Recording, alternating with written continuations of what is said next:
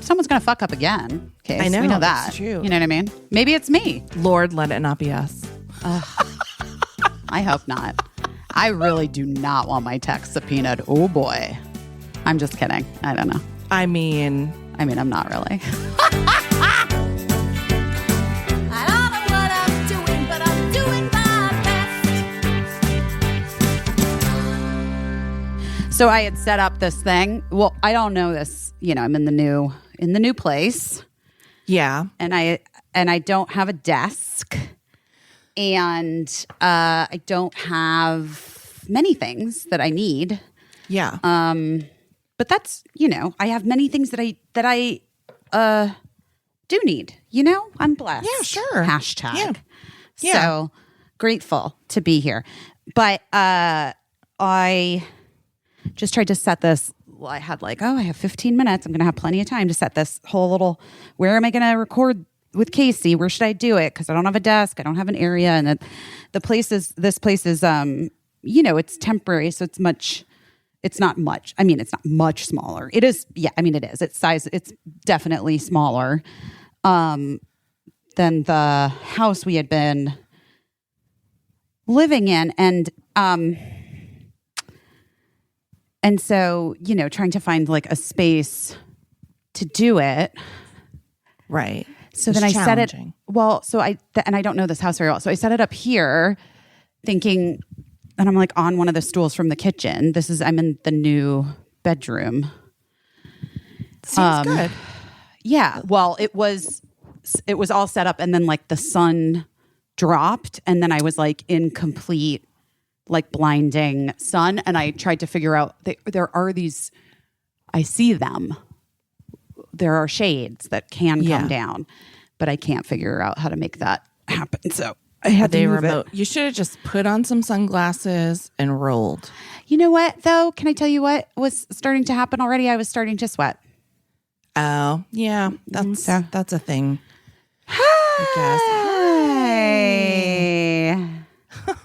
How are you? I'm good. How are you? Just moving. You should be very good at it by now. You know what? I'm getting great at it, I think. Here's the other thing. I do feel like every time so didn't move for what? I guess 15 years. Yeah. I'm a person who stays in a home. Yeah. I find a place. I set up shop. Yeah. I collect my shit. And that's the way it goes. So, guys, just a quick refresher in case you missed part of my life. In September 2020, we packed some suitcases and our dog. Cats were with our kids' beloved former nanny, Ileana, in LA. We came to New York for what we thought was 3 weeks. We ended up staying a whole year. I got my dream job, Girls 5 Eva. Tina Fey called and offered it to me week 2 that we were here. Then somebody offered to buy our house. We sold our house in LA because of the pandemic. We never went back. My trusty assistant, Raymond, and organizer people packed up the house we had lived in for a bunch of years. 14? Something like that. 14 years? How old is Birdie? 13? Yeah, so 13 years we lived in that house. And at a certain point, all the stuff got shipped. Most of the stuff went to a storage unit somewhere near New York. I don't even know. I actually just don't even know where it is. Yeah. But some of the stuff, a few, some personal items and things got sent to the house we were renting in the city. And then I picked up stuff because you know how I am. Yeah. I needed some color in that rental. A lot of people in New York go it's real beige and white and gray and black. That's a lot of people everywhere. It's a scourge. I thought it was financial bros. That's what that was my take. No, it's a big thing on I follow a lot of mid-century modern home design. Everybody who follows any design or like house hunting, you see that like flippers love to make everything gray, beige, and white. Yeah. I mean, I guess there's like something to be said for making things neutral, right? Yeah. To me, it makes me want to cry. So Yeah. Well, the complaint is when you remove character to make it neutral. Like, that's not the point of character. I like neutral things when it's like people's homes that like look like a boutique hotel in Tulum. And it's all like, you know what I mean? Like it's all like beige and like cozy and white boucle shit, you know? Yes. Like I'm into that. Kim Kardashian's house is solely white, or like one of her houses that she had at one time was like everything was white. Like, did you watch SNL? No, I never watch SNL because I think didn't that either. you can never love SNL as much as you loved it the year you were 14, and you should not try. Oh, I've watched it for years, pretty consistently. And I don't remember the year I was 14. I've watched it for many, many, many years. Yeah. And I don't know. I didn't know how to turn on the TV, if I'm being honest. Okay. That makes sense. So I still don't know how to turn on the TV. I haven't figured it out. Also, 3 of the outlets in this room don't work. So fingers crossed that we make it through this podcast. I think that's a thing. I mean, I think not knowing how to turn. I just told you about that. I had a friend that was sparked to go on like a solo like retreat herself because she realized she couldn't turn on her television, and she said she needed to go be alone and realize that she knew how to still do things. I think that not knowing how to turn on the TV is like a twofold thing, because I think very often like technology gets overwhelming and it keeps changing, and there are many ways to do it. It's and too complicated. There should be route everything streamlined. It should be streamlined. It should be simple. But also, I think additive to that is that a lot of times when you try to do something and it goes wrong, maybe someone in your life like chastises you for not knowing how to do it or for messing up the way that the remotes work. And so I think there's like a twofold thing. Like you're scared to even try it, and then you're scared to get like, then you do that thing where you're like, I'm bad at math. Yeah, exactly. You don't want to get reprimanded. And then you're Right. just like, well, fuck you. I won't watch shows that I like, I guess. And I'll just slowly descend into Madness. non-entertained bitterness. Oh, no, wait. I guess that's just me. Or madness. I've descended into madness. Meanwhile, I want to say something, guys. I have several things I want to say. Number one, granny squares are just everywhere. Everywhere. They're everywhere. Everywhere. And I saw them on Shein. now you know. So, you know, once you see something on Shein, you know it has permeated the culture. Definitely. Do you guys know? Do you know about Shein? Have you ever looked on it? I have a 13-year-old child, obviously. I know what Shein is. Jesus. Oh, well, that doesn't make me feel great that I'm question? shopping on Shein like your 13-year-old child. It's I thought it was like I thought it was like exclusively for teens. Well, I didn't know. I mean, I guess you would. I thought it was because that's like where Birdie wanted all their clothes from. In your house, it is exclusively for teens. No, it's just like cheap clothing, which is not great. I know it's not great. Fast fashion. I know. It's like, it's not ethical. It's wasteful. It's probably environmentally. But like sometimes you just need a fucking shirt and you have $12 and that's where you can get that shirt from. So, well, isn't that that's why fast fashion exists? You know what I mean? Is like because I think sometimes you just need a shirt. Yes. You know, one time I knew the most dapper person I've ever known in my life, with the exception of our friend Paul F. Tompkins, was this guy. So dapper.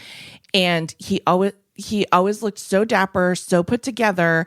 And I would always compliment him on his outfits. And then one time I was like, where did you get this? And he was like, the truth is I shop almost exclusively at really discounted places and they're not name brands or whatever. The secret is to buy something inexpensive and treat it as if it is very expensive. Treat it very nicely, to take good care of it, press it, style it.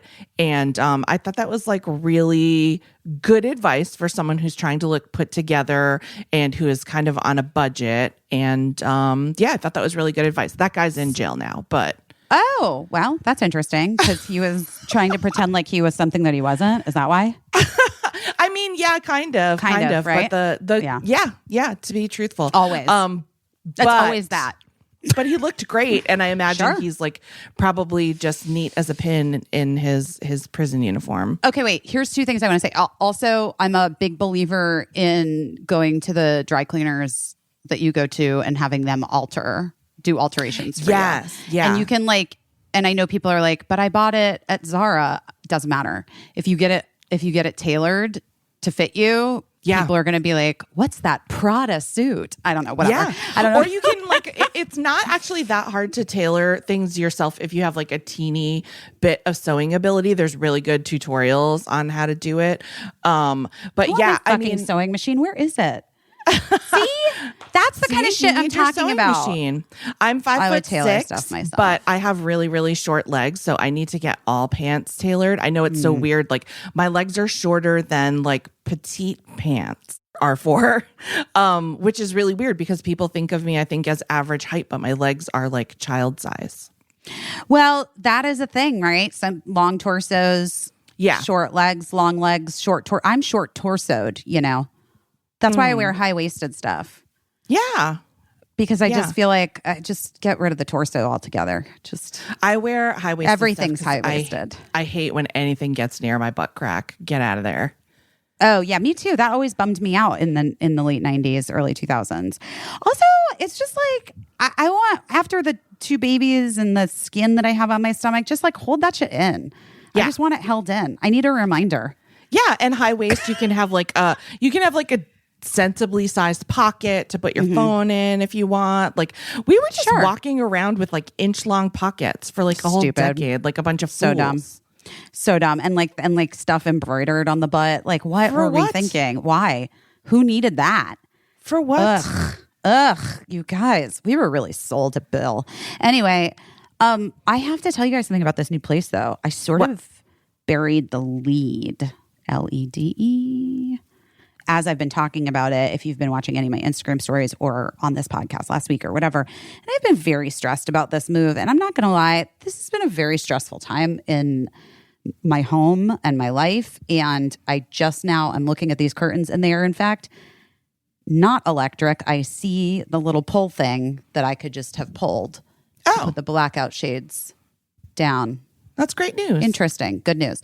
But yesterday I had tickets to see Sarah in Waitress. Sarah Bareilles in Waitress. From Girls 5 Eva.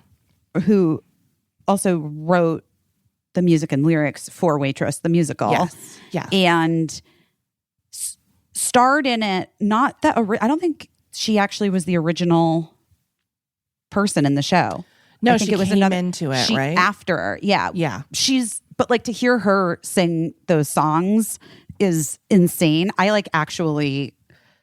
had one of those moments. Like, you know, when I don't know. I feel like we're really lucky. Everybody listening, I hope, is lucky to have a friend that you are like in awe of their abilities and talent and, you know, the things that they do. Don't you think that's I think it's a good thing to have people in your life that you're just like, whoa. Yeah. I feel like I know a few people like that. I'm always like that with Paul, too. Sure. Yeah. I'm always like, he's just the funniest person I've ever met. But anyway. Yes. But sometimes you forget. Oh, and my friend Ed Drosty. I think I told you this when Grizzly Bear's last album came out. I saw them and I went and saw them play. This was several years ago. But because they're no longer a band. Yeah. But I remember thinking when I saw them, and I had the same feeling yesterday at the theater where I was like, oh my God, like this person that I just like hang out with and like get turkey burgers with or whatever is literally like an inimitable talent. Yeah. Yeah. I love that. Sarah's like her ability and talent, it's like, it floors me. Yeah. She's amazing. I think what I admire, Sarah Bareilles, if you're listening to this, what I admire Probably not, about but- her is her person. You know what I mean? yeah. She's so wildly talented. And so that, it wouldn't be weird if she didn't share any of her person at all or whatever, but she totally does. And like, she's just so even keeled and realistic and honest. And it's really interesting. And I love to follow people like that because it reminds me that that's like a possible way to be. And Yeah. And not everybody is garbage.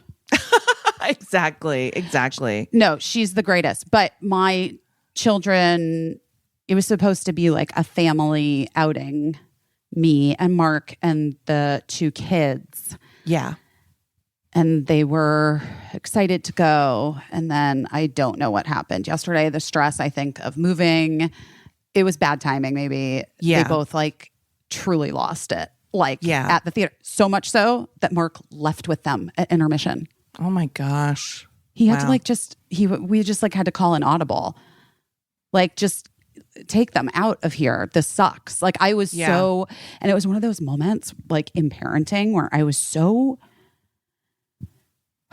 like, obviously, I'm sure people maybe around us were like, eye roll. I don't know. I actually don't know. I was just not paying attention to anyone else. Right. But I can imagine that Birdie was really on one. I want to ask you about this because I feel like it's a thing that is I kind of remember, but Birdie has it like an extreme version of it. And I like sort of don't know how to handle it a little bit. Yeah. But basically, like, Birdie is in that place, the age and the place in life that's like neither here nor there.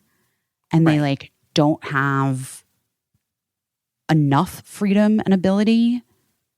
Yeah. They want it, but they don't have it. And then they're like so frustrated about it. And like yesterday, Birdie was just like, you got to go to the Hoffman Institute on your retreat for a week.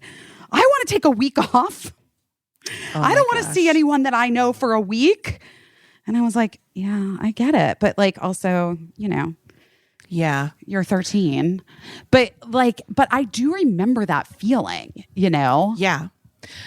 I think that, and I can only speak for my experience. I remember I was pretty like independent my whole life. Like if like my parents worked, I was kind of like on my own a lot. So I didn't see a lot of people.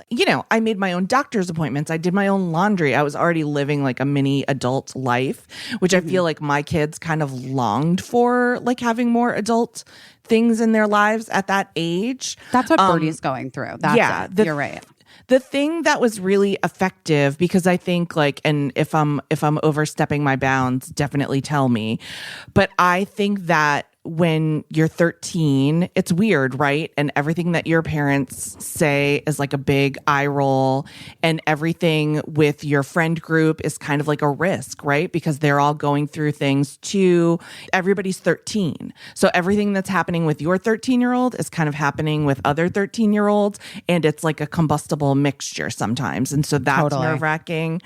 And so the solution for us was to let our kid get involved with something where there was like another strong adult voice in their life, and kids being supervised, but like directed toward a passion. For my kid, it was volunteering at a nature center where there was like a really strong figurehead. Yeah, actually, but Michelle also, did that. Like let Matilda do some animal rescue stuff. Yeah. That's and my really son smart, wound up Casey. going on trips with them, Yeah. which we were scared to death about. But also,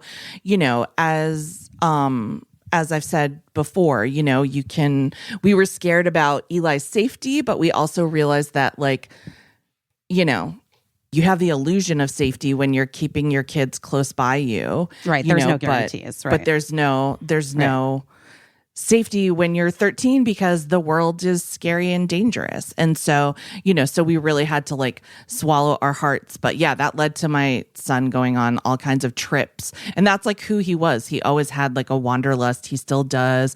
He's like working, trying to save up money and looking at like, oh, maybe I could buy this trailer. And I'm like, all of your dreams start like the start of like a Dateline episode. Like you want to get a trailer and go live on the banks of something. But he just has a wanderlust. So I think it's like about helping Birdie identify their passion. Maybe is it weird that like, I'm about to take notes? No, this is being recorded. I know, but like, I'm not going to listen to it again. You know what I mean? I think just whatever Birdie's passion is, and it might take them a few tries to figure something out. We were really lucky that first thing he kind of hit on was something that was meaningful to him. And shout out to Grit, wherever you are. This woman, Grit, was the leader of his nature volunteerism and really like let the kids get involved, like helping injured animals and also like dusting taxidermy and all kinds of stupid stuff like that. But really let the kids get involved and really took them seriously as people. And I think sometimes that's what you just need to feel like a person in the world. Yeah, Birdie was really losing it yesterday. And then I got home and I like just plugged my phone in the kitchen and then just went in to Birdie's room and was like, your dad's going out tonight.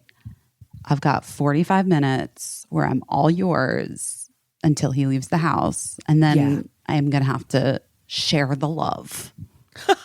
So I'm yours. Let's hang. And it really did like turn everything around because I realized it's like same for me. Yeah. Sometimes people just want attention about them, like just about them. Yeah.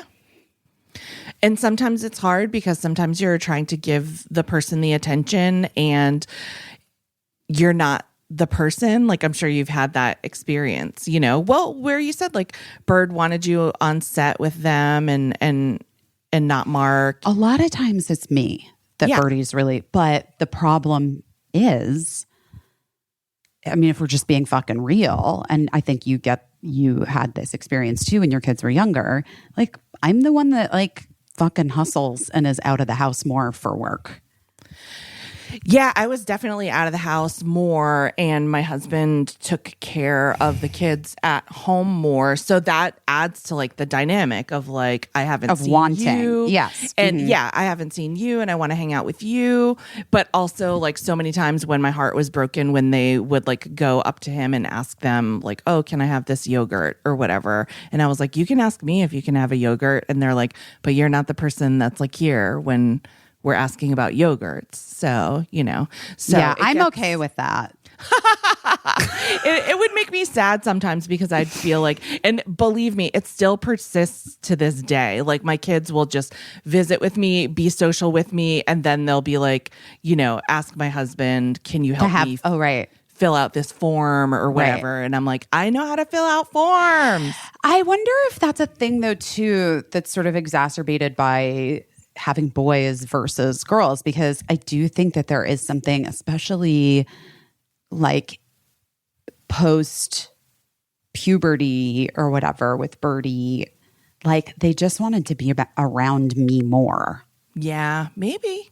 And like just like all of a sudden needed me back again, like how they did almost like when they were a baby. Like they were just like, I need my mom. I need to talk to my mom about this. Yeah. Yeah, it makes sense. I mean, lots of things are happening that, that you kind of need a little bit of a key to. And maybe mom is that. But also it's really hard because these kids have been stuck at home. They've been stuck with us. They're probably really dying to like bitch about us to other people that, probably have something wise to say. I think this is a great point, and I definitely wrote down: find a passion, trusted adult, get them involved. So There you guys, go. just so you know, I took that note so you didn't have to. But wait, listen. Also, though, I said this to my friend on the phone earlier. I was like in the theater because he was like, "What do you mean? Like, what happened with Cricket in the theater?" And I was like, "I don't know.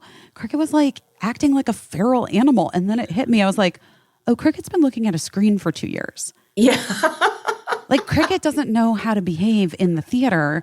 And Yeah. because I had taken Cricket to see theater shows pre-pandemic, Yeah. I just assumed that the kid would understand what you do in a theater because before the pandemic, she did.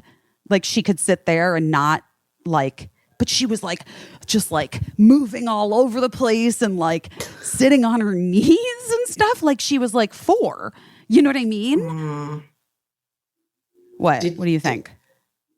That's kind of how you are when you're trying to sit still too. Shut up. That is so mean. It's And not.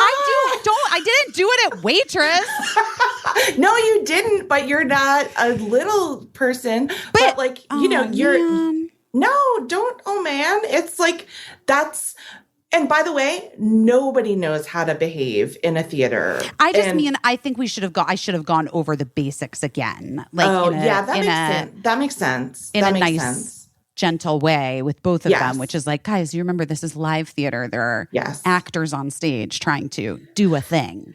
It's really I.e., the reason why I didn't punch that guy in the face. busy. It's really hard because, like, I think that we don't give our kids etiquette.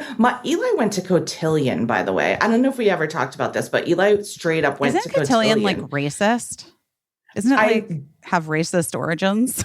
Probably. Every think it kid in does. town, like it was like through his school or whatever. And, and it was like straight up, dancing lessons and how to write letters and I did something table called manners. Junior Assembly, JA. Yeah. And it was dancing. And like Oh. you learn how to dance and then you like learn where to put a fork. Yes, exactly. That's what it was. So But maybe this didn't have Junior the thing, Assembly is probably a better name. But this also didn't have. There was no like white dress ceremony or whatever that like I've seen in. on TV. That seems like it could start to skew supernatural culty. Yeah, there was none of Isn't that. that the whole thing with like Ellie Kemper? Didn't it seem like it was like Yes, it cotillion seemed like based? it was like But then they gave her to a grand wizard. Stop it. I'm teasing. It wasn't exactly cotillion. It's not exactly like, right. What is that thing where the ladies wear white dresses? Debutante ball. Debutante ball. Yes, a debutante ball. It wasn't like that. It was for younger kids to learn manners, basically. That's what I did. That was junior assembly. Yes. So anyway, I think that like now I might not put my kids in that, but also prior to that, they did have atrocious manners. Like they just did. And I think it was effective to have some lady say, don't eat with your hands. You're 12.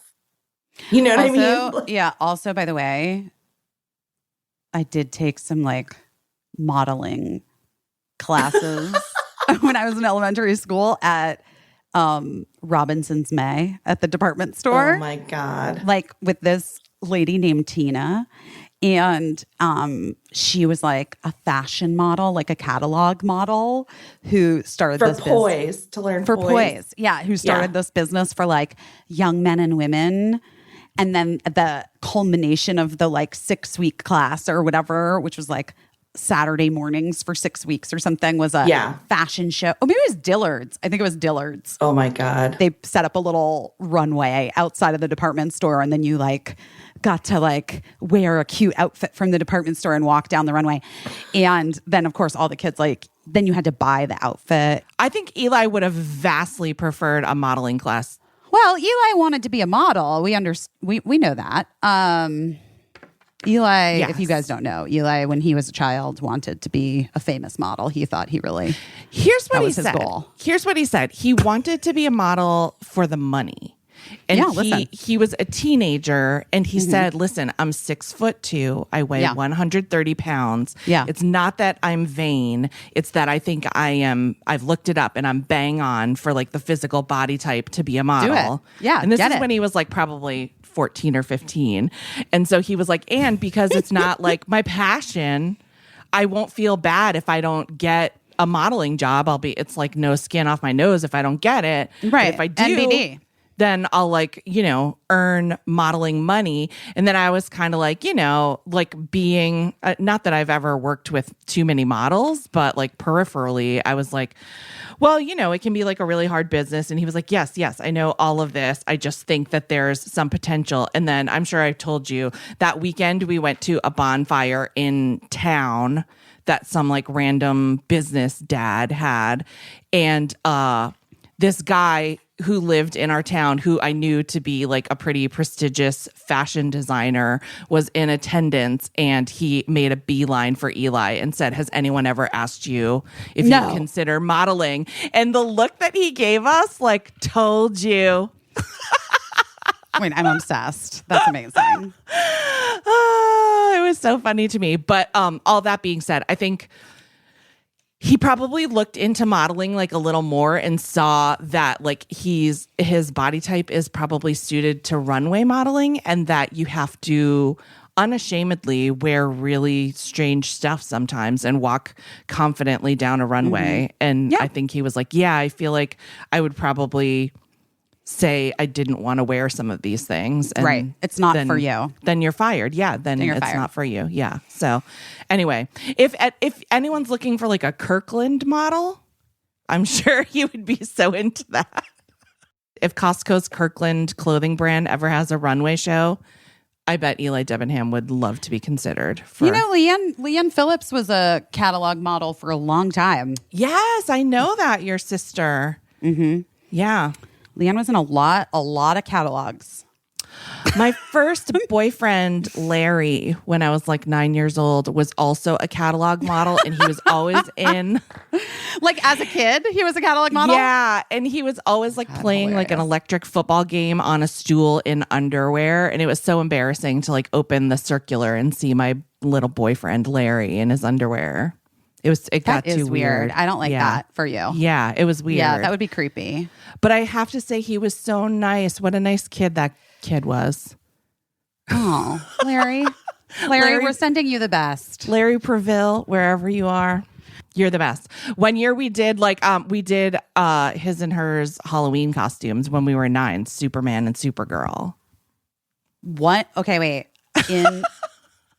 In preschool, you know how I talk about preschool with John Ross Bowie today? Yes. Wait, listen. I have another memory from preschool. Okay. Which is that I was Minnie Mouse one year, and this little boy was Mickey Mouse, and I did not like that little boy. And we got forced together to take photos, and I was humiliated. I probably should have brought that up at Hoffman. Yeah, Bashed that out. I don't know. Listen, do you need like a second round? I do, actually. I actually do. You already need a tune-up? Well, I do. But here's what I also think. Well, first of all, I have so many things to tell you. I'm really on one today, guys. I'm hyped because I've been just unpacking things, getting rid of stuff, just doing it. I start work so soon. Yeah. I'm very into bell bottoms right now. I saw from Instagram. Feathers are the new pennies. Okay. Mm-hmm. All right. Mm-hmm. My house always has a lot of feathers everywhere, and I gotta be honest, I'm concerned about where they're coming from. What is happening? It's coming from angels. I mean, oh shit! That reminds me too. Cricket came up with the fucking funniest Halloween costume. And sent me all of these links. Okay. So I have to remember to buy all of the things. Here is the costume. Okay. I'm just going to describe it to you. So she sent me a link for a red t-shirt. Okay. Like a cute red cap, white overalls. I was like, what is this? Huh? And then angel wings. I love it. And she's like, I'm just like an angel. But like, that's what angels wear. And I was like, That's so cute. I thought she was going for like half devil, half angel, but she didn't No. ask for any horns. no. She That's literally adorable. is like an angel, like wearing overalls. I'm like, that is Adorable. so cute. Love it. So I got to order that for her. But anyway, what was I saying? So hyped. I had things to say. You're so hyped. You're going back to work. Yeah. So sorry if I'm like, my energy is a lot in this moment, but it just is. We're just Yeah. going to have to What are you going to move do? through it. Ooh, it's my favorite subject, Foria. Foria's my favorite subject. You know why? Because sex is good, but I think we all want to make it great. We should be having great sex. Great sex, guys. Get on it. It's very important in our lives. And so many of us, especially those of us with labias, we just settle for mediocre sex. And we're just like, dudes, I guess it's all right. Well, I'm here to tell you, F that, because sex can change your mood, can be a stress reliever, if it's as good as it can get. And you deserve that. I'm telling you, you deserve that. So I think we all should get on board with some intimate self-care, sensual moments, and get ourselves some Foria intimacy products. It uses all natural plant-based ingredients. It intensifies sexual pleasure and relieves any discomfort you might have. It makes products that will transform your sexual pleasure, especially if you have a vagina or you love someone that has a vagina. The best seller is the Awaken Arousal Oil. It is the ultimate pleasure pregame. There's like CBD in it, and there's a warming, sensation-inducing organic botanicals that enhance arousal, sensitivity, pleasure, access to orgasm, and help with any discomfort. You know, sometimes different times of the month, things get like, you're like, ugh, this isn't comfortable. Well, that's not a problem anymore. If you use the Awaken Arousal Oil and the sex oil, it's the perfect combo for peak pleasure. Foria has a serious cult following with thousands of people who've had their sex lives transformed. I am one of them. Here is a testimony that I'm obsessed with, that makes me laugh, but also I'm like, good for you. Quote, my wife and I use the sex oil and Awaken, and when she gets on top, we both come so hard that we see sounds and hear colors. Guys, I don't know about you, but that is the kind of orgasm we should all be having every fucking time. Foria is now offering a special deal for our listeners, 20% off your first order by visiting www.foriawellness.com/best or use code BEST at checkout. That's FORIA wellness.com/best for 20% off your first order. I recommend getting into the Awaken Arousal Oil and also the sex oil, guys. You're going to thank me later. You're going to see colors, Get it. see sounds, and hear colors, and that's what's going Maybe to you don't happen. need to hang up any new art in your apartment. Oh my God. I can't, even if I wanted to. It's all gone. June shine, June shine. Everybody loves some June shine. June shine, June shine. Everybody loves their June shine. That's a good one. I'm telling you. good one. That is a Yeah. good one. I feel like it had very 80s vibes. It had legs. Yeah, as they say. It kept going. In the It just kept Jingle going. Bells. Guys, do you know what June shine is? Have you tried it yet? You're going to love it. We love it. I'm It's into delicious. it. It's It is very delicious. delicious. Yeah. It's delicious because it is like a probiotic alcoholic drink, like a beer. But it's not like you don't feel too full after drinking it. It's a better for you alcohol. It's like and it's like a better tasting kombucha. Yeah. Like if you don't like kombucha, you're going to be pleasantly surprised and into how smooth and refreshing June Shine is. It's delicious with dinner, but also like I wouldn't feel weird. Like sometimes, people are being social in the afternoon and I'm like, oh, do I want to go down this road? I would feel perfectly happy cracking a June Shine at an afternoon social gathering. Well, also because it doesn't like leave you feeling over full and like, I don't know, bloated. Like a mess. Yeah. And it's like a kind of like light, like bright little buzz that you get. It's made with real organic ingredients, and unlike other alcoholic beverages, they are transparent about every single ingredient they put in their products. Only real organic ingredients, 3 grams of sugar, low carb, full of probiotics, so good for your tummy. Yes. I have been getting it delivered straight to our door. Yes. Now that they have June Shine has nationwide shipping. So guys, we worked out a special deal for our listeners. Receive 20% off plus free shipping site-wide. I recommend trying one of their best-selling variety packs. It's a great way to try all of their delicious flavors.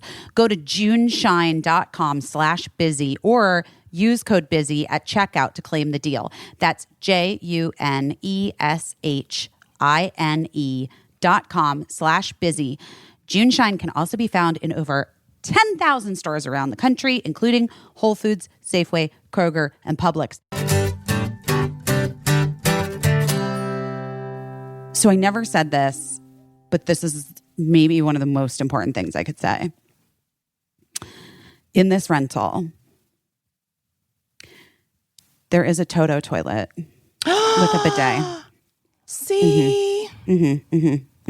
Just trying to get you back to you trying to just heal those anal fissures. Yeah, and just like, and also your internal anal fissures, like your metaphorical anal fissures. Okay, wait. So speaking of which, this was an idea that I came up with after I had a check-in with Drew from Hoffman this week. A couple ideas.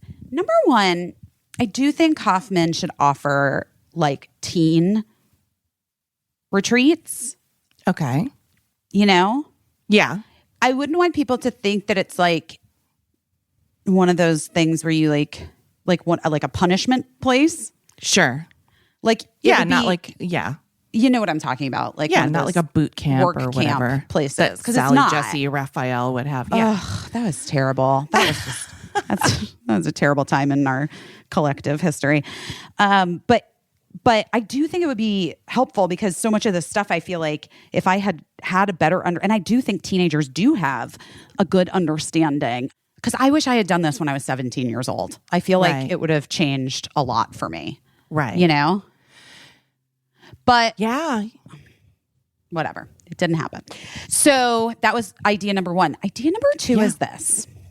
I think did I tell you like sort of a tenet of the Hoffman process is like putting together like the physical body, mind, soul thing.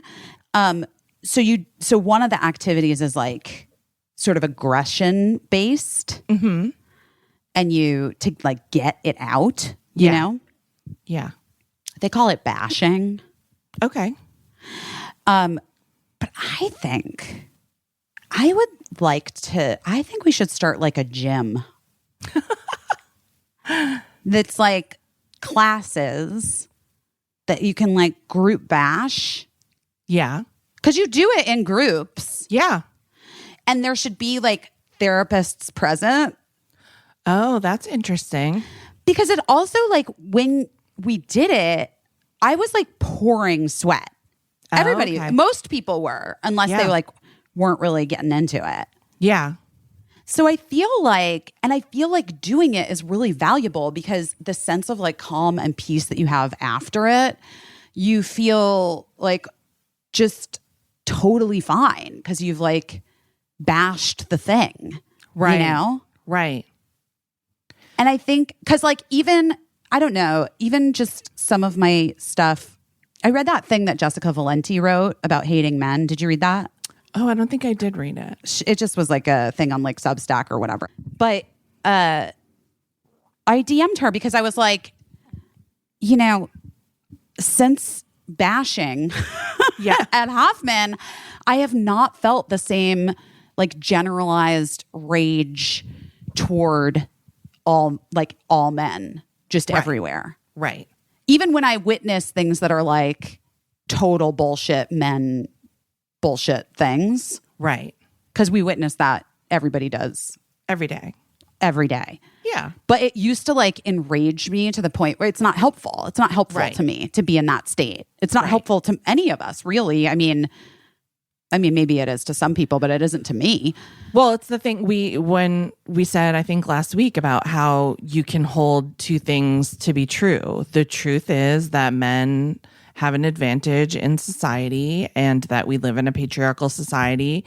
But then it's also true that some men are good men, that both things can be true at the same time. And so when one of those ideas overtakes the other idea, then that's when things become difficult to manage. Right. And also sometimes the good men don't make it easy on us either because they're like, hey, not all men. And it's like, yeah, motherfucker, we get it. Like, obviously. Well, that automatically kind of puts you in the not good men category for me because good men are aware. Yeah. And they don't feel the need to like fucking tell you.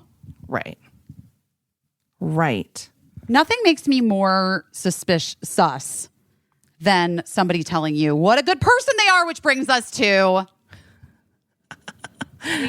we do have to circle back. I do think we need to, because we didn't have a full expression of the Who is a Bad Art Friend article. Did you guys read it?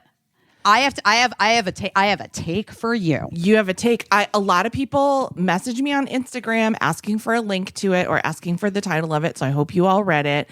It's a million main characters story of the internet. If you're not familiar, you should pause this right now and go read the Times article. Maybe it's the New York Times. But also, I'm saying that I'm not sure the New York Times article was entirely accurate or fair, sir. Who wrote it? Interesting. But anyway, let me hear. Interesting. Let me hear your. Well, take. we may have a similar take. Here's what I'm going to say, because I was watching people that I love, friends of mine or whatever, posting, like lots of people posted hot takes about it. Yeah. Like, and this is just I just will say, we all know a Dawn. We all have had a group chat where you're like, oh my God, this asshole. You know what I mean? Did you miss this? Dawn and I have been Facebook friends all along. I did see this. I did see this. Dawn but you weren't in the kidney group? You weren't in the kidney group. No, because the kidney group truly seems to be people that she thought of as close friends and family. Yeah. So, because this is what my point was. There is no one in my... I have been a part of a couple text thread like chains where people like send posts that other people, you know what I mean? Yeah. Yeah. But it's not a person in both. It's 2 times that I've been a part of this. Yeah. Neither person, they're like peripheral in all of our lives. They're not like, we don't have their phone number, you know, like we're not like friends. Right. And I know plenty of people do the thing. I'm sure friends of mine who do have my phone number have sent posts of mine to other friends and with an eye roll emoji, whatever. Well, listen, we can cut this out, but you had an experience where like people who were friends of yours also seemed to be openly making content that was like kind of mocking you.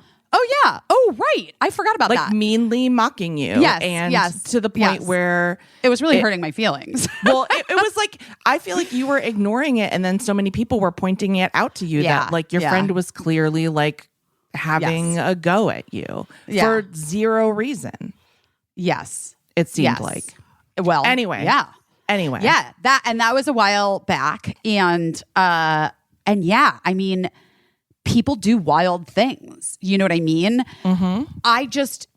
My only point about prefacing it with like, there have been, I'm sure that I've been friends. I'm sure I am friends with people who've like texted about me. I personally don't really engage in that kind of thing with much frequency because I think that that's just not a good vibe. Yeah. If I'm being honest. Yeah. But there are like a couple people where I'm like, ugh, what an eye roll, like, Yeah. And there'll be like a few, a couple times, like I've sent you stuff before. Yeah. But it's nobody that it's no one in my close friends list, right? Yeah. And also, like, if it was ever, we have a relationship where if it was ever anything that I felt different about, or if I knew the person, if I said, oh, Biz, that person's actually my friend, I don't want to talk about it, you'd be like, oh my God, okay, cool, fine. Yeah, I'm so sorry. Yeah. Okay, but this is the other thing I just want to say. I don't know one single person who would. I'm friends with so many writers. Yeah. I am a writer. I mean, I wrote a memoir, which is different, but so that is just different. But like, I do not know one person that would write such a mean-spirited thing that is like a true, like, fuck you to someone. And I just don't know a person that would do that and make it so clear that it was them and then tell them that they were the one with the fucking problem. They're crazy. Yeah. Yeah. Do you? I mean, I probably do. I think I know some people who are. I mean, I probably do. And that's one of the reasons why I'm so like frustrated by hypocrisy and gaslighting. And I do think that there was dishonesty. I think, you're brave enough to write the thing, be bold enough to own it. You know what I mean? It's it's the housewives argument for the ages, right? That's what this is, the same as like Real Housewives are always like, fucking own it, Camille, whatever. And so this woman did this thing. And then when she got caught, she tried to fix it. Right. Like, but instead of behind the scenes. Right. But instead of acknowledging that Dawn, look, everybody, like, I had so many people that I know who were like, ugh, Dawn, bleh, the worst. And I'm like, guys, okay, regardless of what we all know a Dawn. Like, everybody knows a Dawn. Does she deserve to be, like, gaslit, made to feel crazy by people that she considered good friends? Even if she was incorrect. I mean, obviously she was incorrect. It's like it's the perfect storm of so many. It's like an intersectional perfect storm of so many things, where a bunch of people on social media are like, all Dawn wanted was attention, and I'm like, so you don't write short stories for attention? You don't complain about Dawn on social media for attention? What are we all here for? If people didn't want attention, we wouldn't know each other. You know what I mean? Like, I wouldn't be hearing what you're saying about this right now if you didn't also want attention. At the end of the day, Dawn gave someone a kidney. My take is that the way that New York Times article was written, and again, I'm not saying, Dawn, if you're listening to this, you follow me on Twitter now, we're Facebook friends. So, and I'm sure you've heard much worse, or I don't know. I just feel like, was it extra? That's a matter of opinion. Was every way that she behaved extra and not how you would do things?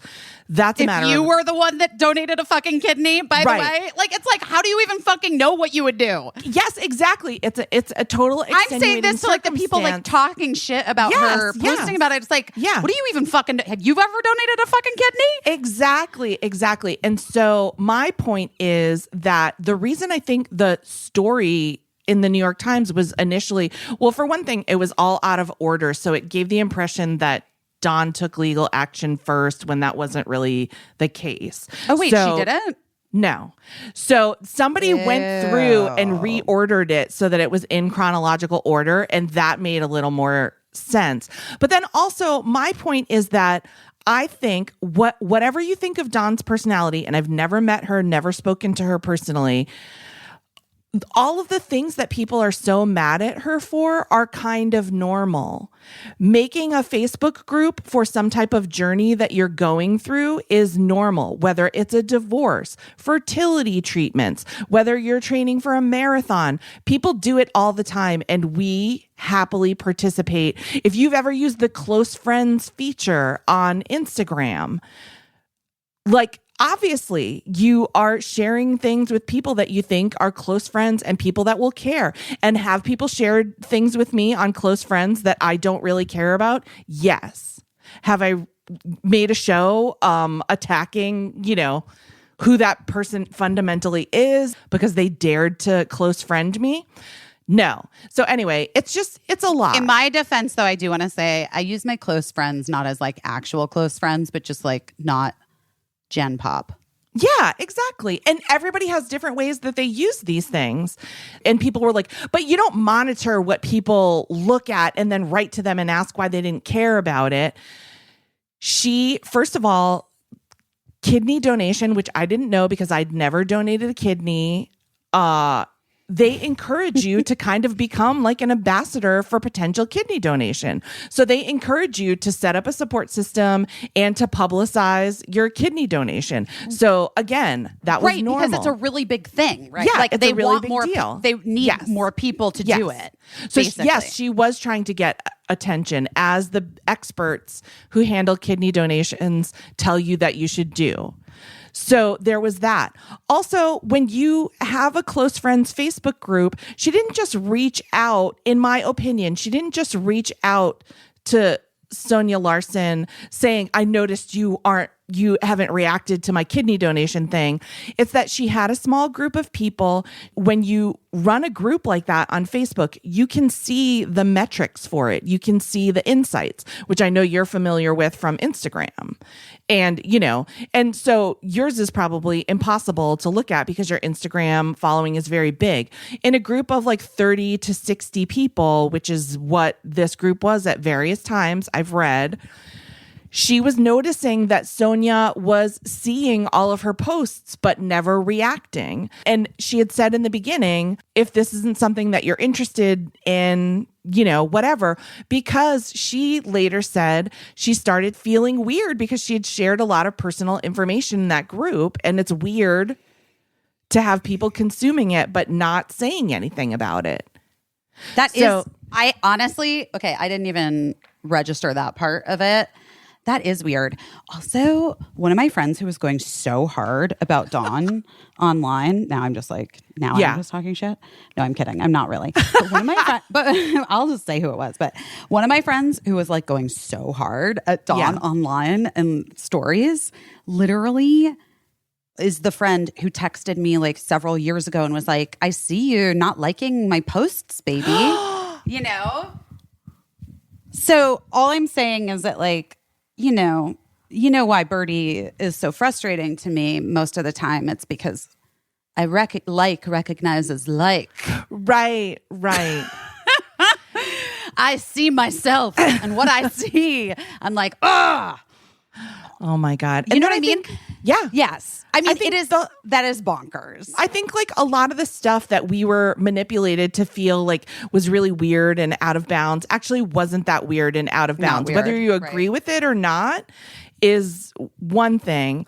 But then I think like a lot of people like author Celeste Ng like went to the mat and like really all day went to the spent, mat. And she's the author of Little Fires Everywhere and obviously is close friends with Sonia Larson and really went to the mat on social media defending her. And now I'm sort of feeling like, did Celeste Ng know the whole story? Was it also obfuscated to her? But then also, like I read, everybody's stuff was subpoenaed because Sonia Larson took legal action. And then there's texts from Celeste Ng saying, fuck Dawn and her one kidney, all in caps, So so mean. It's just really mean. And the great shame of it is that when we're talking about intersectionality and feminism, particularly white feminism, white saviorism, like it's an issue, right? And it's a real issue. Mm-hmm. And so that was the subject matter of this story that this woman, Sonia Larson,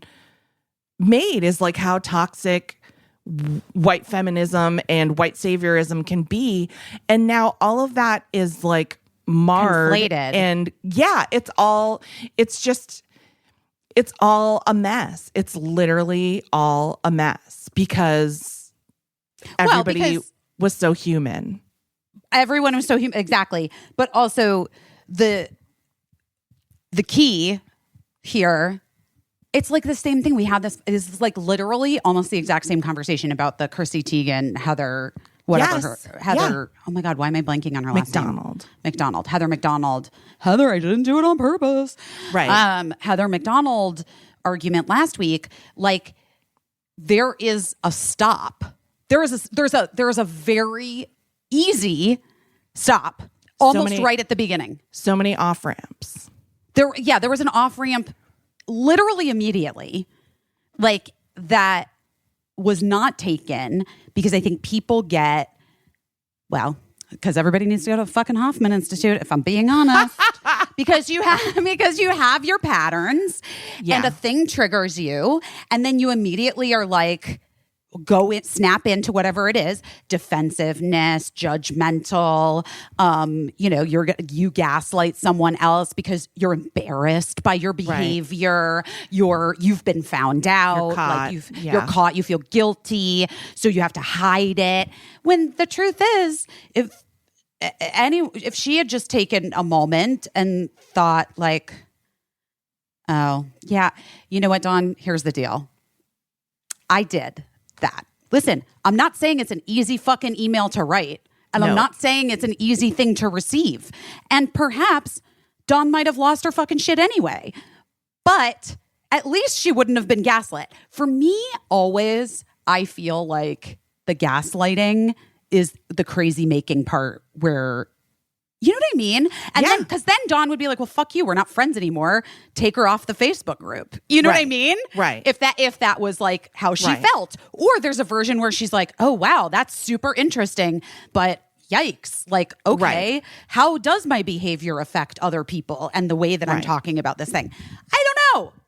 You can't say. I feel like, and again, like I wanna choose my words carefully here because I do think that white feminism and white saviorism are a problem that we need to talk about. But I think that it was her dislike of Dawn that didn't enable her. Like she didn't respect her enough to even have that hard conversation with her.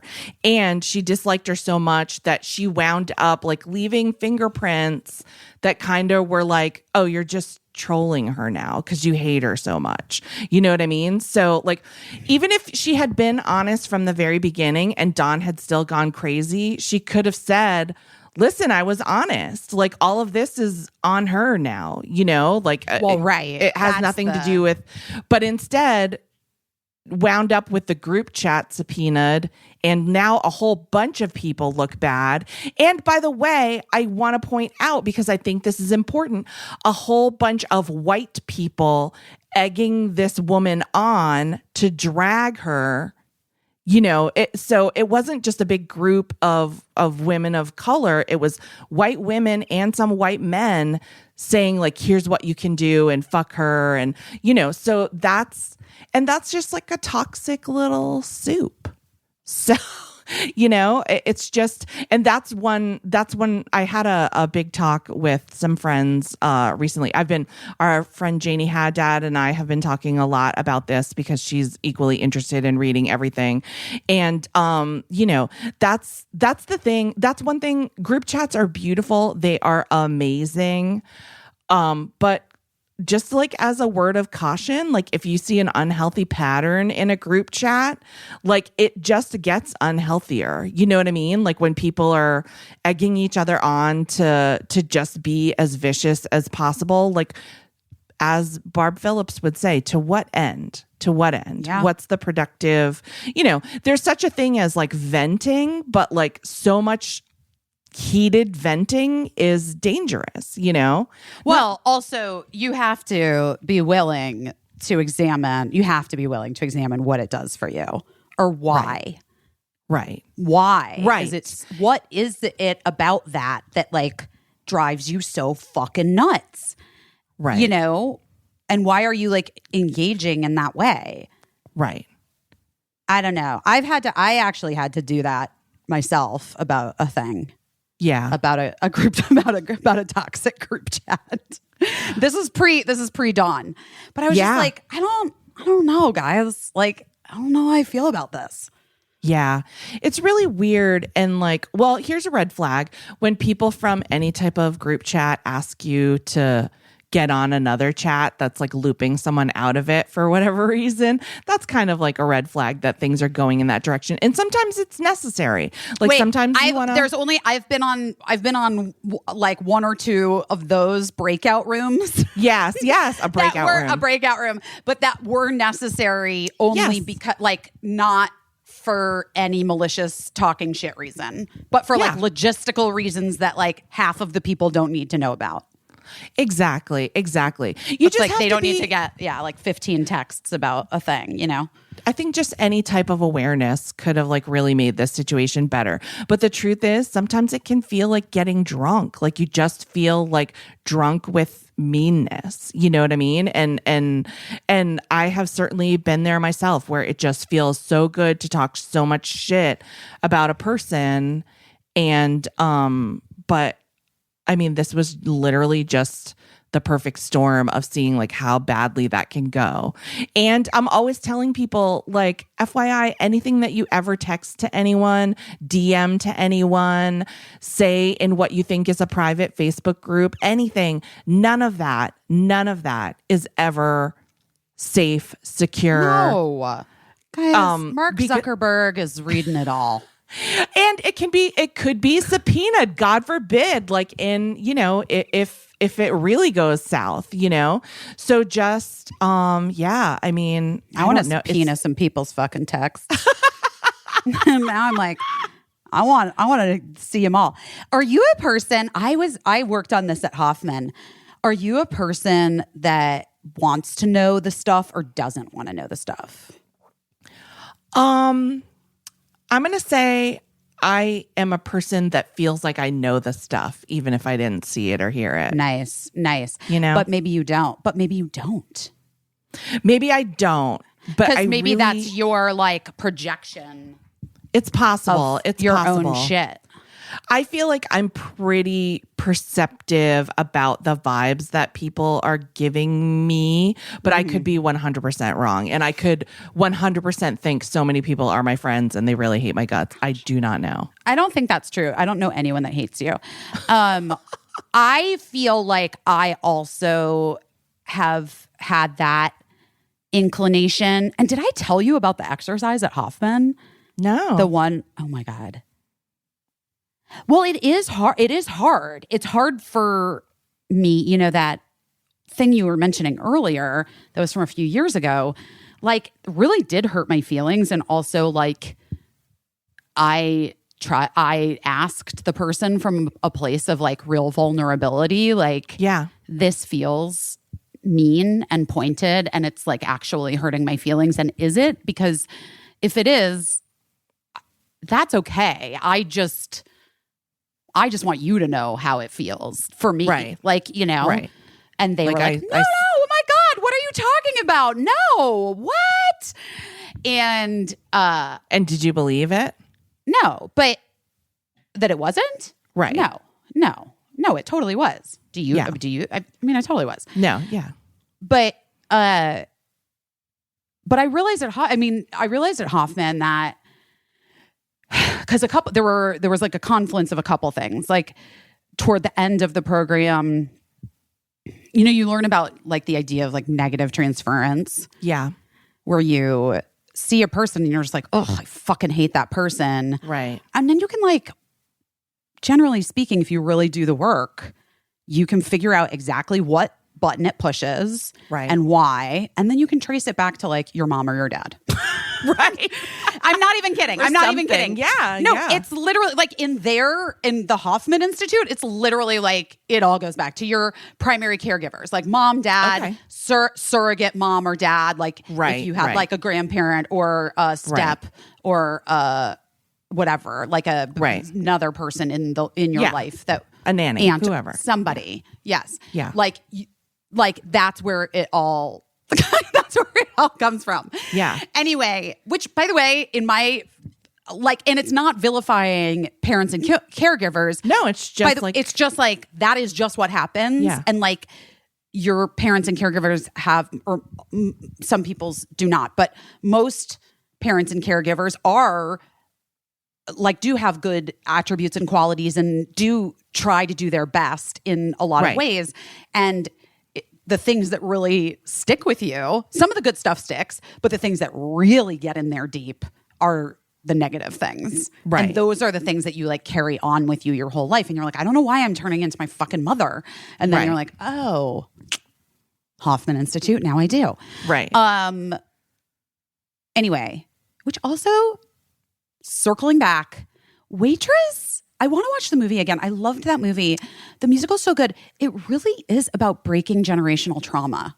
Oh. It's like that's really what it's about. And it's fucking beautiful. It is so beautiful. And even the way they staged, did you ever see the show, the musical? I never saw the musical, no. Is it coming to the Pantages in LA?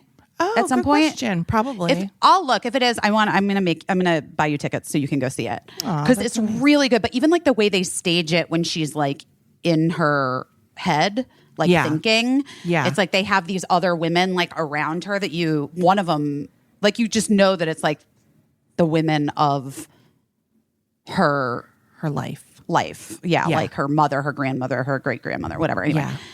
Well, or I did. I don't know. Yeah.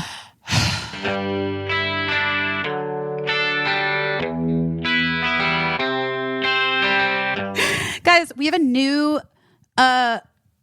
podcast advertiser and we are excited about it. Very. It's called Pill Club. And, it's based on the idea that healthcare for women is unnecessarily complicated, and we agree.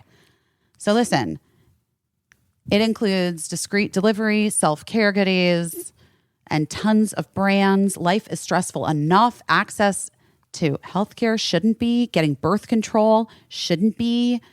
And it should be a thing that you don't even have to worry about. With Pill Club, you'll never have to make a trip to the doctor or wait in line at the pharmacy ever again. They provide access to care from the comfort of your own home and deliver right to your door in discreet packaging. Do you need to renew your birth control prescription? Do you want to switch your birth control? Maybe try it for the first time? Whether you know the brand you want or you need help finding the best option, Pill Club medical team has your back. The Pill Club carries over 120 FDA-approved brands. Most brands of birth control are free with insurance or Medicaid. Otherwise, prices start as low as $7 per month without insurance. And right now, when you go to thepillclub.com/busy, the Pill Club is offering a $10 donation to bedsider.org for every Busy Phillips is Doing Her Best listener who becomes a patient. Your donation will help low-income individuals get access to birth control through bedsider.org. That's amazing. That's incredible. thepillclub.com/busy to get your first birth control care package and donate to help more women in need of affordable birth control. Remember, thepillclub.com/busy. You must use the link so that they make the donation, the $10 donation to bedsider.org. Do something good and make sure you're all taken care of. Ginger, my new favorite find is ginger. You know that I'm really on a hormonal upswing when I'm singing like this. But the ginger is helping me. It really is. I've been having this like weird swelling. I've been having weird hip stuff. But I have like been using ginger, the oil. Ginger Essential, Ginger Essential Oil. But I've been using it on my hip, on my knee, which has been a bit swollen. Been lugging a lot of boxes around and doing some squats, picking boxes up and moving them other places. But I just I'm not going to lie, skeptical. I was skeptical. And boy, did it really do wonders for my knees. And I do have arthritis in my knees. And listen, I'm not a medical whatever, works for me. It really, truly, truly works for me. It's just an all natural essential oil that harnesses the natural healing properties of ginger, the root. And we love it. We just really love it. So I've been massaging it directly on my skin and also putting it in my bath. Ginger is cruelty-free and eco-friendly. You know, things that we feel strongly about. Anyway, guys, we're obsessed with it. Just try it. See if you like it for those aches and pains and rub it around and feel the ginger coursing through your muscles. So take it from us. You need ginger essential oil too. Right now, we have an amazing deal to get you started, 20% off your first purchase, but you have to go to ginger.us/best. That's JINGER.US/best. Don't wait. Ginger with 2 J's. .us/best. What was I talking about? Hoffman Institute. Negative transference. Negative transference. So, you know, in the beginning of the program, they ask you to like try out trying to identify negative transference, and you do it with the teachers there, with the therapist, because they can take it, and there's like a little script that you read, whatever. And then I hope I'm not giving too much away, but whatever. And then toward the very, very end, so you've been there together for like almost a full week. Yeah. You do it with each other. Oh, okay. And as soon as so you said, you do like, it's like 30 minutes or something of writing time where you have to think about like, who did I have negative transference with, and what did I feel, and what happened, and what triggers, and how did I respond, and all that shit. Right. And as soon as the exercise started, I was like, oh, I'm fucked. Because I knew that having a big personality and being a woman who takes up space, asks questions, asks questions, offers information or experience of their own. You know what I mean? Yeah. Like, I know that a lot of the parts of my actual true fucking being make me a target for other people to project their own insecurities and bullshit on. Yeah. And they're like, fucking hate her. I fucking hate her. Why do you hate her? She's just so loud, and she just like says things all the time, and she cries at things, and she's, whatever it is. But I had started to, over the last, especially after the last like 5 or 6 years, I mean, I've been sort of dealing with it in ways big and small my entire life, obviously. Yeah. But to have it sort of compounded on such a larger scale in the last like 6-ish years because of social media and just like my own public profile getting bigger, I realized there that I had started to believe it, like believe a lot of this stuff, and like started to hate some qualities about myself that were intrinsically me and actually very authentic to me. But I started to loathe them because it does make me a target. And yet I couldn't really stop being me. Right. So then all I could do was just internalize and feel shitty about it. Right. You know what I mean? Right.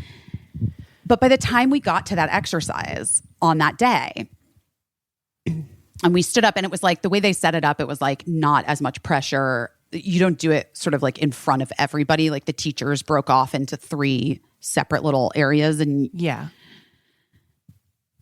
but I stood up and like saw multiple people like beelining for me. And that is a thing that like, I mean, 2 weeks earlier would have made me like internally crumple. Yeah. And I would have like held it together and made jokes, and then later just, I don't know, cried at a fucking commercial or whatever it is, like however else I got out my like grief about it. But because I'd like gone through the whole process, I genuinely was like, oh, this is not like, this is about you. Like, this is not about me. Right. Like, I felt so, I don't know, it felt so freeing. Yeah. Yeah. Do you know what I mean? Yeah, I know what you mean, because I think that, well, what you're describing is like you're a certain way and then you feel like attacked for being a certain way, and then you have anger for that and like frustration, and then it just becomes like this really difficult cycle to sort of hit pause on. And so it becomes like self-loathing. It's self-loathing, and then it's also like self-perpetuating. And so you're just like in those like little, you know, like your Apple Watch fitness rings, just filling themselves in constantly. And there's no room for anything else or anyone else to get in there. And there's no room for you to let anyone in. And there's no room for you to like just even think about anything else. Like it's lonely, right? It's very interior and lonely. Yes. And that's in the song. That's in the best song in Waitress. It was like where she sings, you know, she used to be mine. Do you know that song? Yeah. She is lonely most of the time. And I really fully fucking identify with that. I will say also the first time I saw Waitress several years, 5 or 6 years ago, I sobbed the entire show. Like could not. Yeah. And last night, very proud of myself, only cried a little bit. Just a little bit. That's good. It's good to cry and it's good to not. But I will say that loneliness does fucked up things to you, like whatever the cause. And you can be in a house with 100 people and be lonely as much as you can be all by yourself and be lonely. And sometimes you can be all by yourself and not feel lonely at all. I was like so fucking lonely, you know? Yeah. Loneliness was like overwhelming. Because how do you talk to anyone about that? And then you're trying, and then you're just winding up talking about yourself all the time. And it's like, and what can anyone say, you know? And it just gets lonelier and lonelier as it like spins and tightens, you know? And it's a really hard thing. So I think it's great that you found a way to like hit pause and, you know. Yeah. That when you were able to say that's about you and not about me, that's like the best. That's the best, you know? Because I haven't been able to say that for, well, maybe my entire life. I'm not even going to lie. Right. I don't think I've been able to say that ever. Or I've said it. Yeah. But I didn't believe it. Right. I was like, fuck you. That's about you, not me. Right. Outwardly and inwardly, I was like, it's totally about you, you fucking disgusting, horrible person. Shut the fuck up and sit the fuck down. And I think that's like something that a lot of people can understand, even if they haven't had your exact situation. Like, you know, when I was a kid, my parents were divorcing, and like, I thought that it had to do with me, you know what I mean? Or that I could do something to make it so that was less likely to happen. And it didn't have a thing to do with me. You know what I mean? So even then, like I was thinking like, this is about me. Or when you walk into a room and everybody stops talking and you're like, oh shit, they were talking about me. Maybe sometimes you're being paranoid, or maybe in like a case like Don Dorland, she was being paranoid, but she was also correct that people were talking about her, you know, and yet, even if everybody was talking about you, that is still really not that much about you, you know? Right. And that, like, to know that is incredibly freeing, because what are you supposed to do besides be yourself, you know? Like, and try to be the best that you can. Yeah, I think it's really good to pause and like taking it back. When I said that all of this is so human, I mean, like, even the ugly parts, like, it's, you know, a lot of shit that we do is wild and ugly. Oh, don't I know it? And the hardest part of being a human, yeah, I mean that like that's a recurrent theme from the work at Hoffman too, is like shame and guilt. Yeah. Shame and guilt about being a human. Right. Being a fucking human. Yeah. And not knowing how to deal with it and then just thinking that you are fundamentally flawed. And I'm not saying, this is again tying back to everything that we always talk about. This maybe is the last episode of this podcast. I don't know. Maybe in conclusion. In conclusion, guys. Busy, don't say that. Doing your I have to best. listen to all the messages from people being like, "Don't Motherfucker. It's cancel the podcast." No. Listen, doing our best. We have been doing our fucking best. And doing our best is not an excuse to treat people like shit.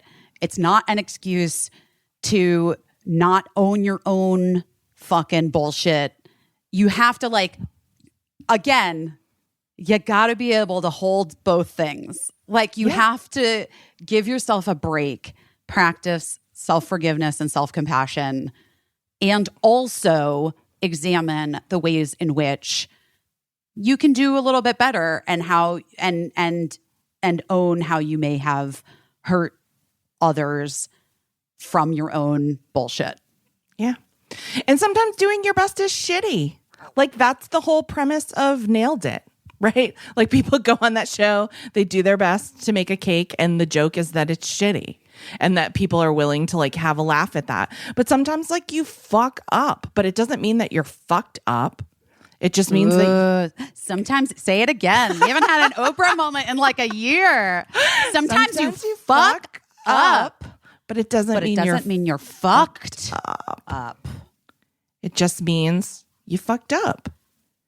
And just means you're human.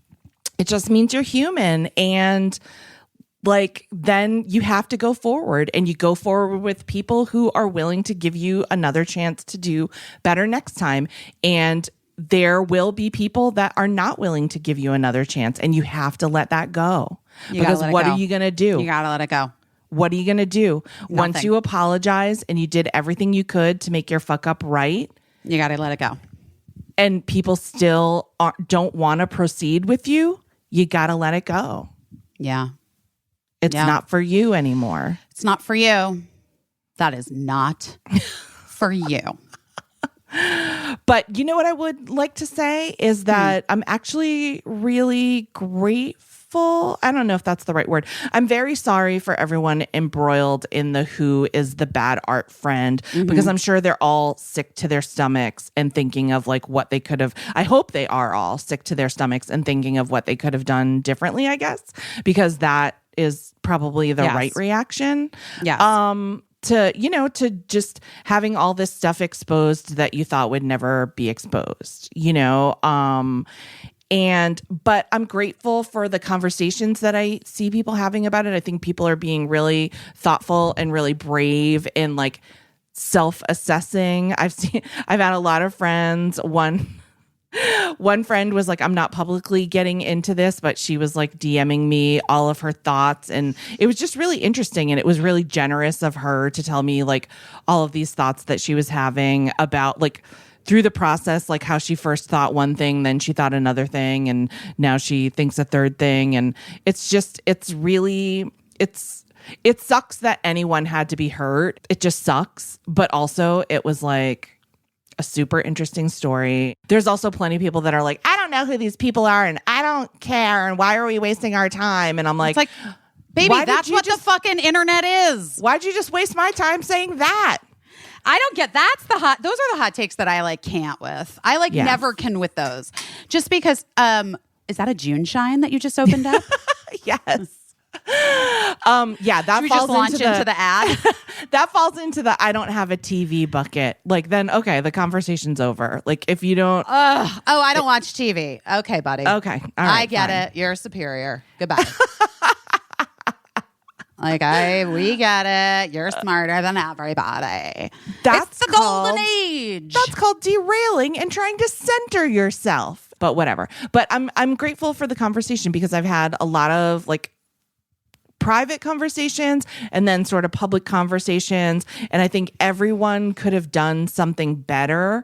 And I really hope that a lot of people learn some important lessons, sadly at the expense of somebody else, but also in a way I kind of hope people didn't learn any lessons, because that truly gave me something to think about for a full week. So, well, someone's going to fuck up again. Okay, I know, we know that's that. true. You know what I mean? Maybe Yeah. it's me. Lord, let it not be us. I hope not. I really do not want my text subpoenaed. Oh boy. I'm just kidding. I don't know. I mean, I'm not really. mine are probably the mildest texts ever, and I would pretty much die if they were subpoenaed. But I'm a very mild and boring group chatter. I'm really, We have a really pleasant group chat. yeah. I just We wanna have dropped off on it because I think Chelsea's been working so much and Ashley's been working so much, and I've been so depressed. And Ashley has 5,000 you've just jobs. been like, I'm just here. I'm just here. That's my so it's really been your job to keep it going, and you have not been keeping it going. that's my identity. I'm the worst person to keep anything going, because this is what I'd need to solve it. Hoffman is my feeling of who am I to break into everyone's life and demand attention. Rude. I think that's rude of you to have that thought. It's so I want you to weird. demand it all the time. It's such a thing. I mean, let's I not also even want you to. What's happening? What are you doing your best at this week? I also need to. Can we have a health update? Do we have a health update on Lincoln? For Lincoln, he's doing great. Knock on wood. It was expensive. I think I told you that we got him like a Apple Watch that has a seizure detection program on it. And knock on wood, so far he's only set it off petting our dogs, which is like everybody in the house gets a text and jumps up, and then he's like, I'm all right. Yeah, so there's that. So that makes us feel a little better. He's still just in the process of he went for an EEG. We have to go see his neurologist again, and then he's going to get an overnight EEG, and then we'll proceed on to cardiology tests. So he's doing well, but I think he's also, here's what I realized. Talk about self-centered. I really realized that it's probably something that I need to talk to someone about, because since it happened, I've seen maybe 3 people on television act having a seizure, and it's caused me to melt down. So that's clearly something I need to, Yeah, well, it's very triggering. It's PT. Yeah, it's PT. It was a traumatic experience for you. Yes, and I thought if you would have seen me, you would have thought that I was the head of an ER at the time, because I was super calm, calling 911, being very factual. You and I are very good in an emergency. Yeah, both of us. Yeah, and post emergency, yes. Fucking forget it. Meanwhile, I see the priest on midnight mass act having a seizure, and I'm had to turn it off. Well, I'm also going to tell you, at our gym that we're opening, I would also deal with PTSD in a different way. We would do something to rewire your brain, because that's what it is. It's actually, there are some things on Hoffman online that you can look at. Oh, but interesting. there's ways that you kind of can rewire your neural pathways. That's what the whole idea is. It's EMDR. Isn't EMDR. that what Waldorf school is basically? Don't they believe that doing something with your hands while you're learning something with your mind? Yes. Yes. So it's true. This all makes a great deal of sense to me. Somebody told me once a long time ago that birdies should be baking bread with their hands every day. Oh, interesting. Okay. If they like that. I've not instituted that. If they like that, or crocheting. I think, doesn't Birdie like to crochet? They did for a second, but then it got, I don't know. Then it got too technical. Following patterns on crocheting is really hard. Yeah, I get it's really hard. Yeah. It's hard. I don't know. I can crochet. I used to be able to crochet when I was a much younger human. I cannot. I could crochet. I liked it. I just it was always to what end? How many fucking sweaters am I making? Do you know what I mean? Yes. Like, let's be real. Like, Yes. I don't, scarves, I don't know. Yeah. Blankets, I guess, are nice. Yeah. I like it when the people crochet around like light posts. Oh, That's yeah. I cool. like that too. My mom is a really good crocheter and knitter, and she has made me a number of things that I have actually liked. I was always the person that actually liked it and wasn't like, you know how like your mom makes your Halloween costume or knits you something and you're like, oh, Lord. Sure. But I always really liked it. No, same though. Yeah. Same. I love homemade stuff. Yeah. I mean, obviously, I'm like Yes. a Girl Scout. Yes. Look at Yeah, me. Obviously. Obviously. Okay. So what I'm doing my best at Yes. this week is just trying to like, I'm really being like a fall bitch. I love fall. Fuck everyone that is like pumpkin spice is basic. I don't even care about pumpkin spice. Really. Oh, I don't either, by the way. But I don't. Yeah. I mean, But I'm not whatever. like mad at it, and I'm not not mad at mad it. that people are excited about it. I love fall decorations, and that's a little bit hard to come by in Los Angeles. It's just not the vibe. There's no foliage really, and No.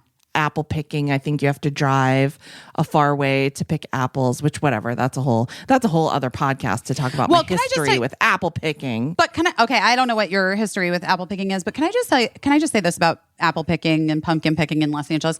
It's real hard to fucking get it up when it's 110 degrees in the That's apple all orchard. true. That's all true. And like, so it's fun. You're like, it's not actually that far. I think it's Yeah. like from where Like you an live, hour. it's probably.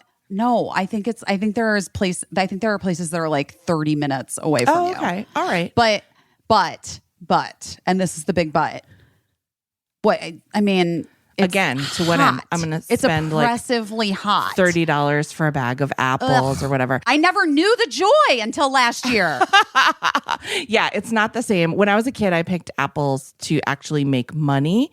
And so like it's not that fun for me to do it like as a lark now. And plus it only takes like 2 seconds to fill up a bag, and then it costs so much money. And then you don't eat the apples, or you have to cook the apples, whatever.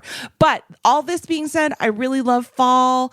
I went to Emily Beebe's house the You other did? night. Yeah, for dinner. And That's nice. we sat around the fire and made s'mores, and it was super fun. And she has like the best fire pit in her yard, which I know you know because you probably helped pick it out. And it was really great. It was just a cool night with cool people that I had never met before. And and it was so great. And I was just like, I'm living like my fall life right now. This is where I belong, sitting around a fire. I love this. I'm also jealous, but I'm trying to just brush past I know. Well, it, you but were whatever. you were missed and spoken of affectionately. Obviously, everyone there had met you and does love you. But but just it's cool in LA right now, and I'm just like That's trying nice. to enjoy it and trying to be chill and not worry about stuff so much, because like look where ambition gets you, right? Okay. I don't know. Casey, I don't know. What are you doing your best at this week besides unpacking for the manyth time? Yeah. And then people are like, wait, why are you only moving in there temporarily? Because we actually have another place Yeah, in New York City that we're going to be moving into.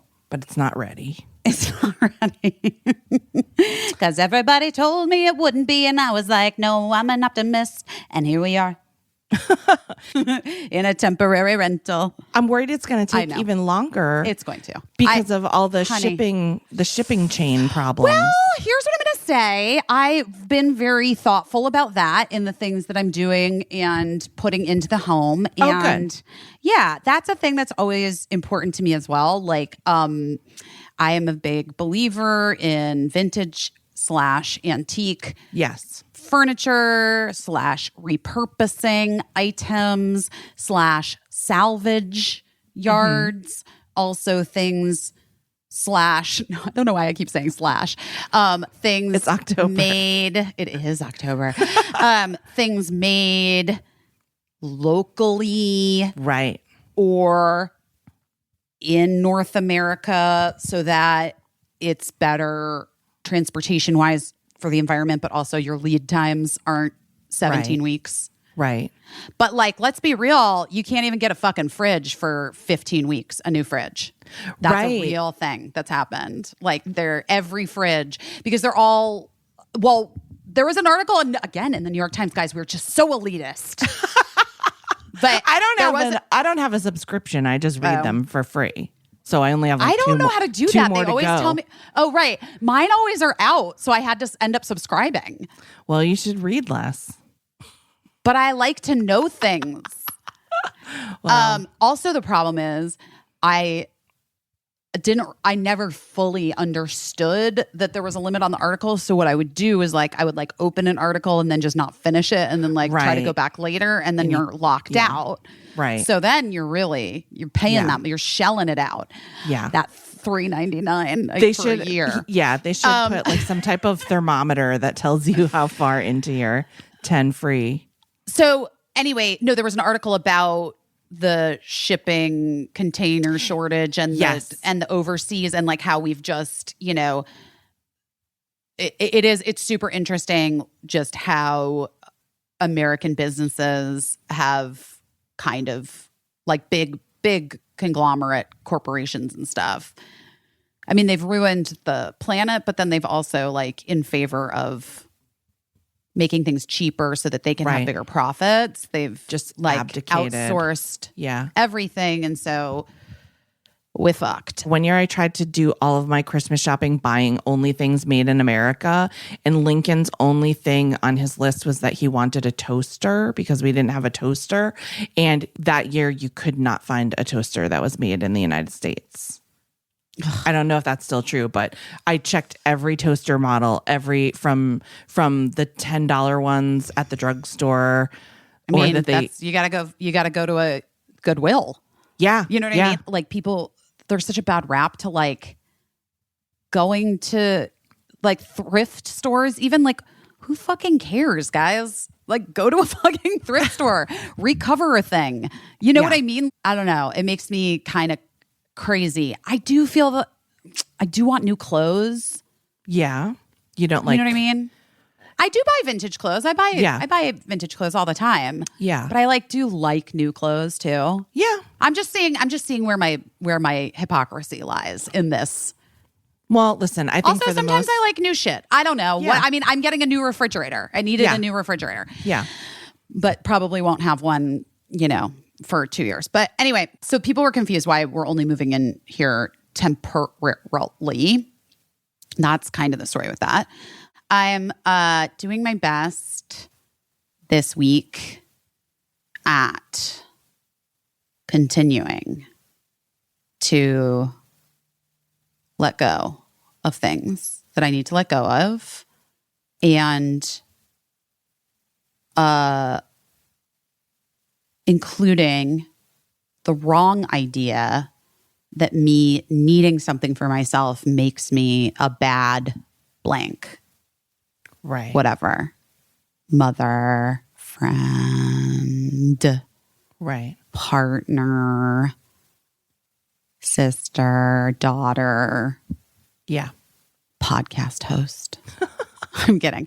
But that's been a thing that I have like long struggled with. And it did cause me to have, like a lot. I've been having a really hard time just for lots of reasons, but I think I also was hitting like the burnout. Like I was hitting like, oh, if you agree to everything and you do everything all the time, like it's not the way to do it, guys. I mean, nobody likes to hear I told you so. So I'm not going to tell you that. Everyone in my family loves to say I told you so. No, I don't. I never like to say it, but I have felt that way about you for so long. And that's just because like I've been in this is not my first rodeo standing beside somebody who people want a lot of things from.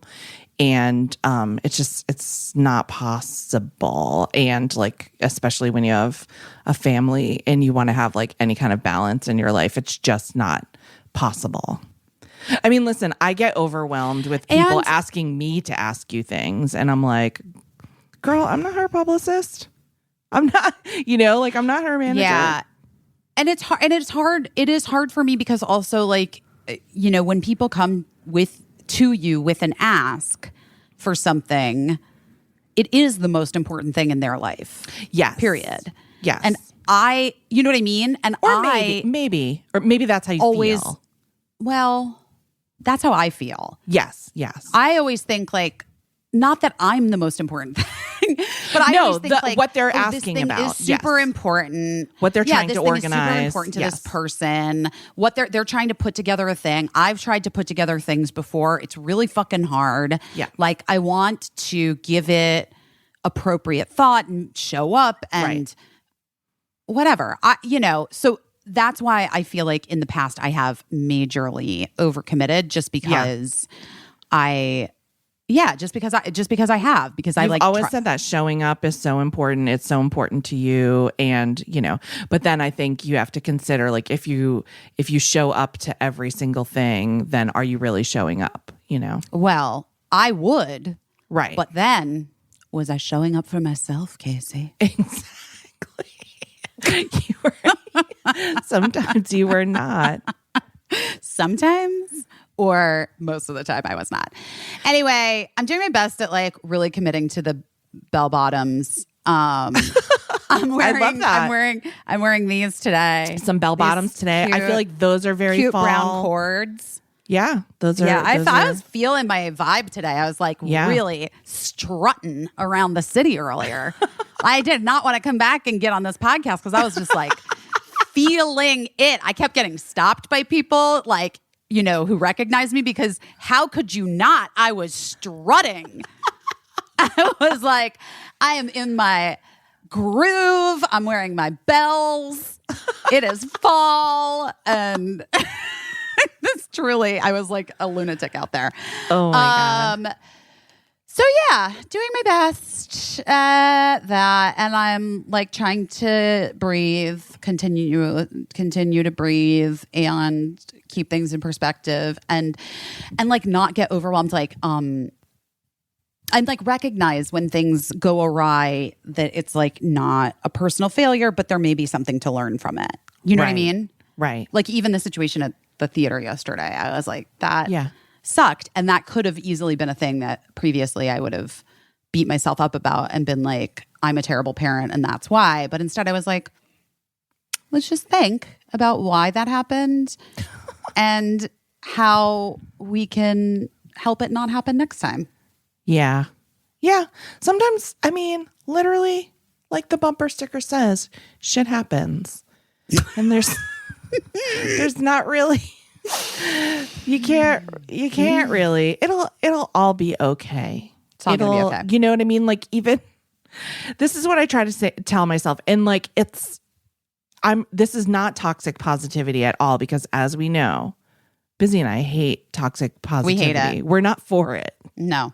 Against. Vehemently against. When I say it will all be okay, I mean we're all moving in this direction that we have some control of, but not complete control of. Correct. And no matter what happens, we're going to keep moving in that direction, whether we move with it or fight against it or whatever. The future is going to happen.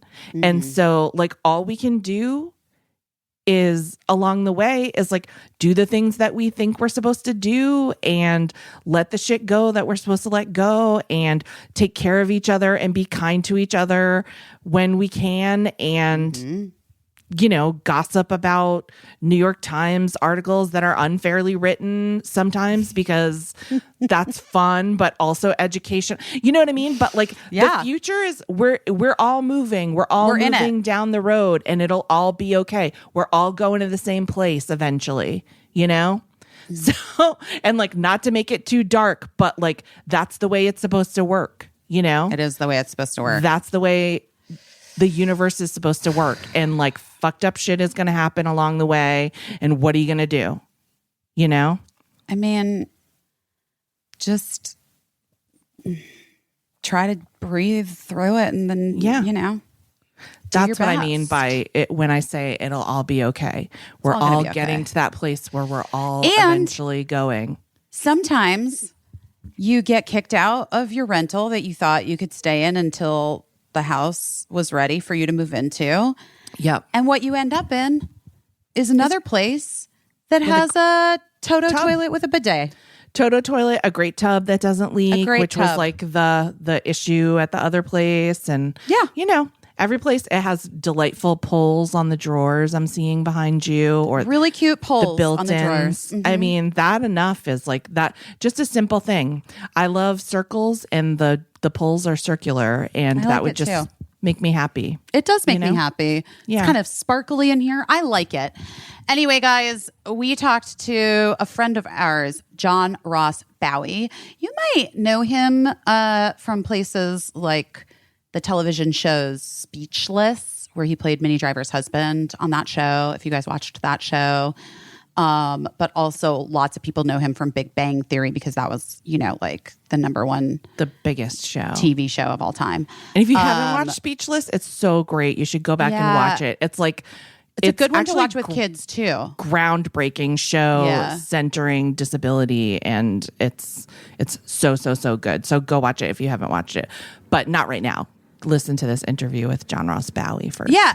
And John Ross Bowie is has a new podcast that I think is super interesting, wherein he talks to, actors who are like career character actors, the people that like just round out the casts. And I love it. Like, I think that's because there are so many great people. Even when I was like watching that show yesterday, and just like the Broadway actors, there are those Broadway actors as well, Like it exists in all form of entertainment. The people that it exists in your life too. Let's be real. Yeah. Yeah. Those people on the periphery. What always just kind of wows me is that the person who has the smallest part furthest in the back of the stage has really, if you think about it, probably dedicated so much of their life to getting there, to getting there. And they're probably just as talented as anyone that you've ever seen in anything, and they're there like doing the work, and it always like really, that it just impresses me. Well, I like John a lot. I've known him for years. I've always enjoyed seeing him at a party. He's always super nice. Yes. And honestly, sometimes that's all you can ask from a person. Not only is it all you get, like it's like the best that somebody could give you. Yeah. So anyway, listen to us chat with John Ross Bowie. Wondrium, Wondrium, Wondrium, Wondrium. That was very like black and white musical, I felt like. Listen, if you've ever wondered about anything ever, you need to sign up for Wondrium. That's WONDRIUM. It is incredible content with answers to millions of the whys, hows, the wheres, the whats, the whos, and the whens. Any of them. They'll answer them all. Wondrium is like this incredible streaming service of knowledge, and you are gonna love it. And last night, not a joke, woke up in the middle of the night and was having weird hip pain because I don't know. I think this is going to sound crazy. I think my hips never really fully went back after giving birth. Oh, I feel like that sounds weird. I feel like they need to be like cracked back in or something. But until I figure that out, I've been using ginger oil. And I checked out this thing called iRest, Integrative Restoration Yoga Nidra for deep relaxation. Oh, that sounds cool. Because I wanted to go back to sleep and I needed to like chill out. Yeah. And it was really interesting to go through all this stuff and then also see the science behind how it works. And then I did fall back asleep. So that was nice. Oh, great. So Wondrium, because Wondrium, even at 3 a.m, always there, always ready there for you. Always ready. All of the videos are academically comprehensive, relentlessly entertaining, and led by engaging experts. And if you don't have time to watch, the Wondrium app has a great feature that just lets you listen along to the content like a podcast, which is great. So we know that you're going to love Wondrium too. We've arranged a special limited time offer for our listeners, a free month trial of unlimited access. To get the offer, sign up now through our special URL, wondrium.com/best. That's WONDRIUM.com/best. There is so much you can learn in a month. I want to hear what you learned. Go to wondrium.com/best. Genexa! I was putting away all my medicines in my medicine cabinet, and I was so pleased by how many are Genexa. Is that a good That's one? a very specific jingle, It's but I so think it works. specific. No, really, I was unpacking all my stuff and I was organizing all my Genexa, and it made me so happy. Also because I, just feel as though I was sort of sold a bill of goods. Wait, that's a bad thing, right? About medicine, like common medicine that you need for things like headaches or aches and pains or whatever, that it was just like you were just getting that thing. And when in fact, most of the big name brands put a bunch of other shit into it, a bunch of other stuff that you don't need. It could be filled with allergens. You could be allergic to the stuff that it could make you actually feel worse. How antithetical to the cause is that? That's where Genexa comes in. They're finally bringing common sense to the medicine aisle. You want your medicine to make you feel better. I mean, Genexa makes medicine with ingredients that help make you feel better and nothing else.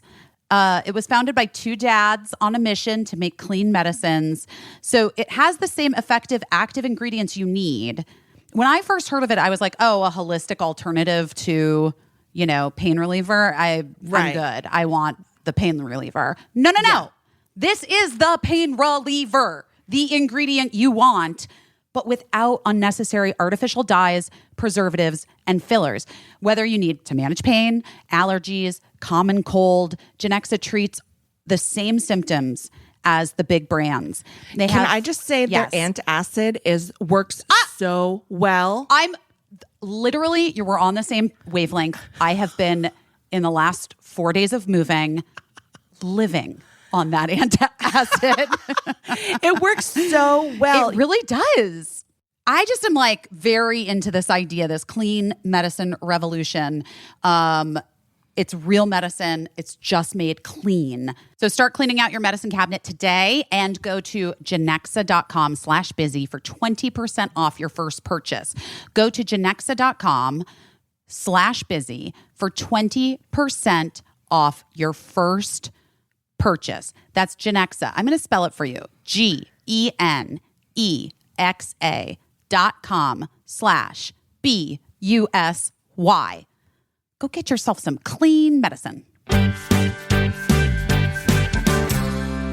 How are you? I'm good. I can't complain. You're from here, yes? Yeah. Where did you go to school? On 18th, between 8th and 9th, a place called the High School for the Humanities. That is not, the building's still there, but it goes under a different name now.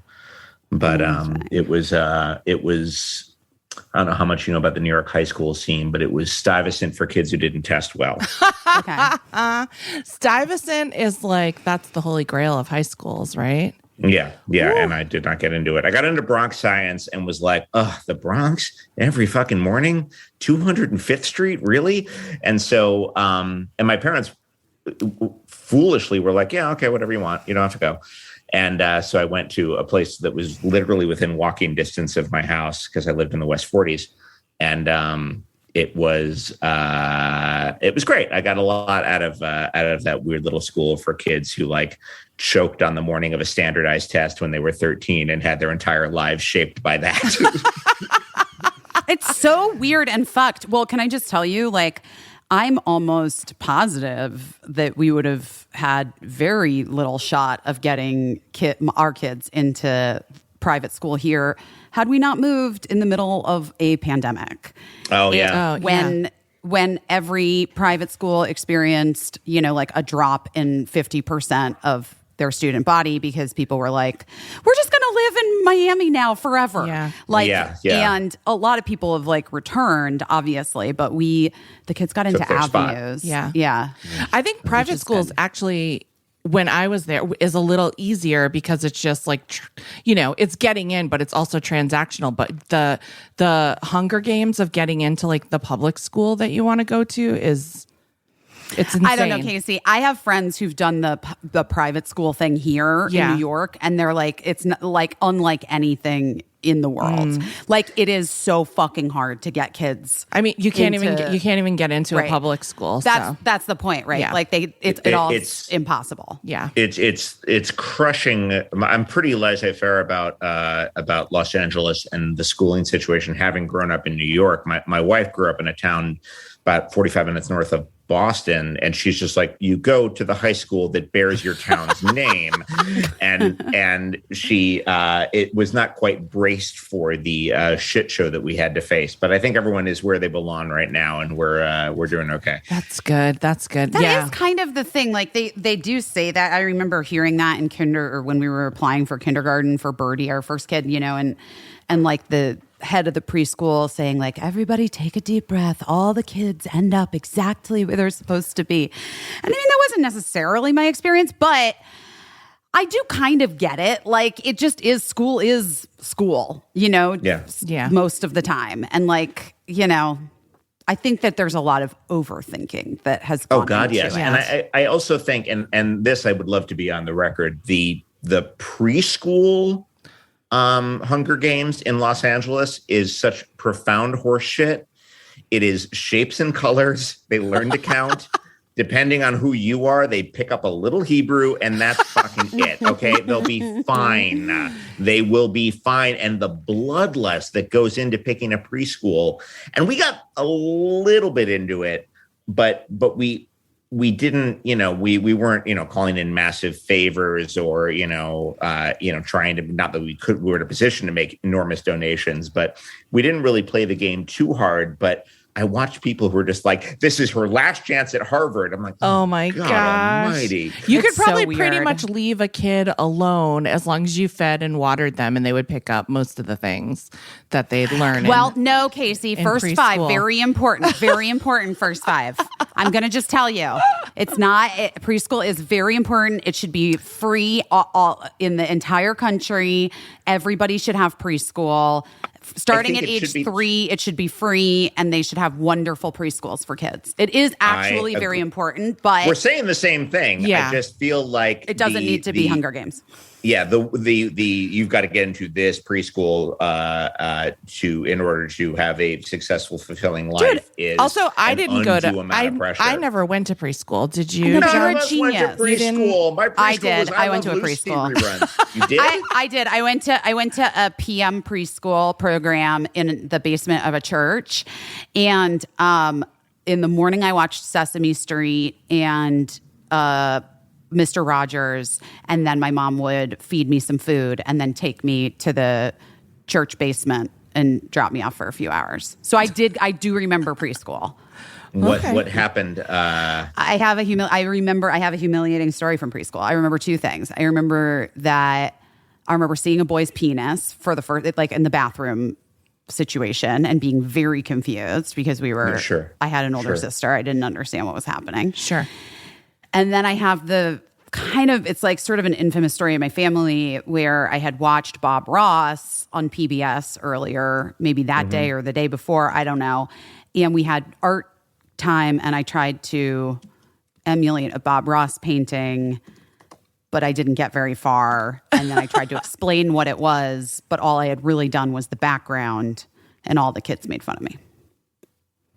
Wow. So those are my 2. You just did the I did the sort of like happy light colors blue. in the back. Yeah. Okay. And then I was gotcha. like, it's a mountain range with a babbling brook. And they're like, what? You're out of your mind. That's fucking blue and green, And I bought a How to Paint Like Bob Ross. Me too. I did too. At Blick. Yes. At Blick on 3rd Street. And you know what? Let me say it right on the fucking record. Underrated genius. That shit ain't easy. That shit is not I haven't easy tried at it yet. all. I haven't tried it yet. I was waiting for like a rainy day or like a snow day or something. my I gosh. went from blank canvas to Jackson Pollock real fucking quick, man. Oh, that was boy. not, but not good Jackson Pollock, just like Yeah. shitty Jackson Pollock and shittier Bob Some Ross. might And, might argue. not for me to say, but Right. Me neither. don't know about art, know what I like, but I was struck by how complicated his technique was. That's Made it look wild. so easy.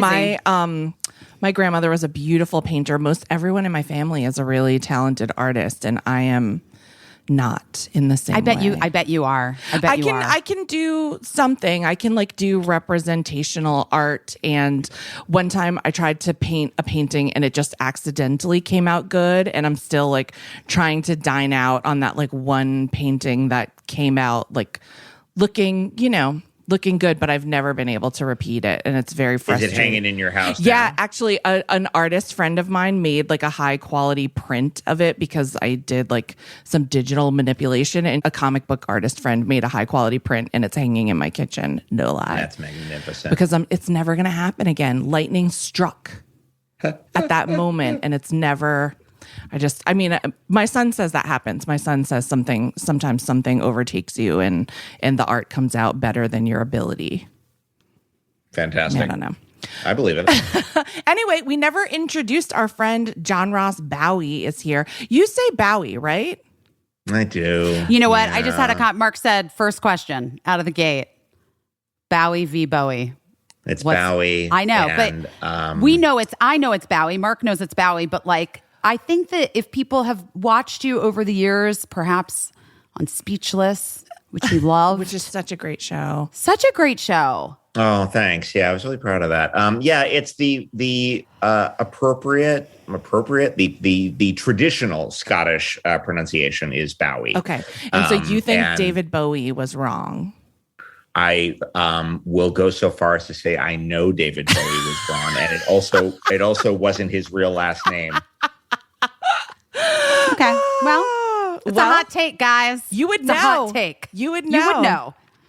He was David Jones. It's true. Why did I wonder? I'm sure there's information, and you probably know it about why he chose that I name. don't actually. I've never like done a huge dive. Like I haven't read a really good comprehensive bio of the man, and I should because I'm a fan. Yeah. I'm definitely a fan, but I don't know why of all the names he possibly could have taken.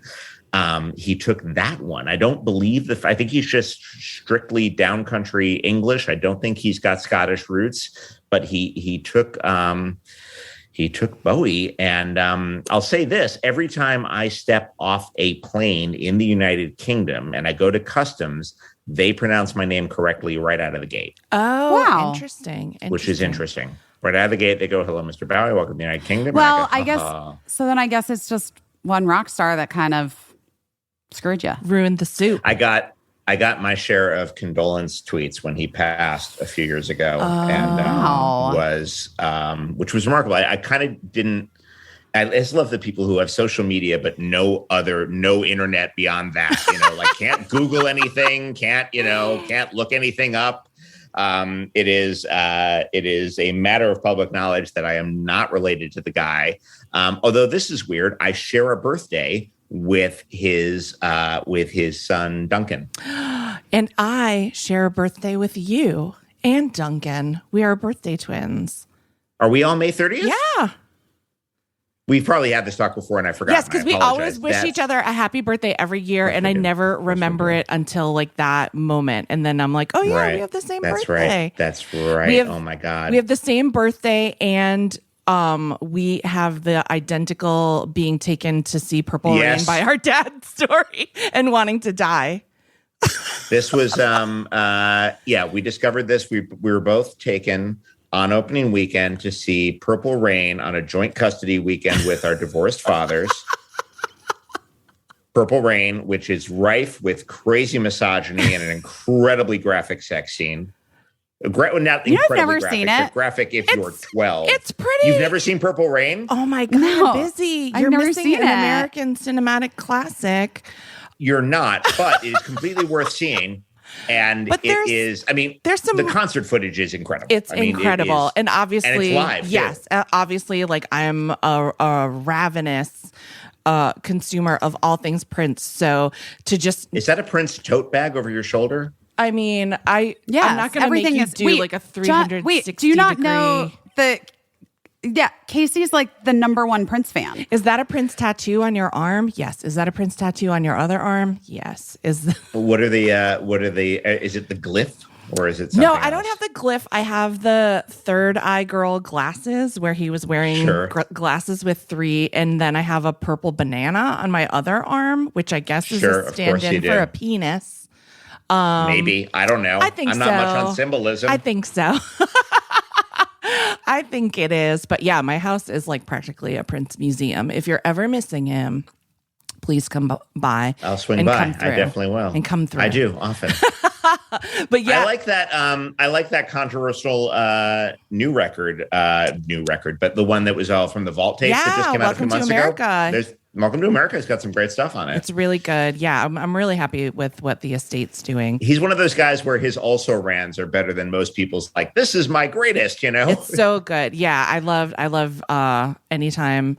I love when people are like, why didn't I know Prince wrote this song for Kenny Rogers or whatever? It's endlessly entertaining to me. Yeah. But so we share that story. And I think that's like a real, for me, that's a real bonding experience because I certainly have never felt another feeling like sitting in that movie theater with my dad, who I convinced to take me to that movie.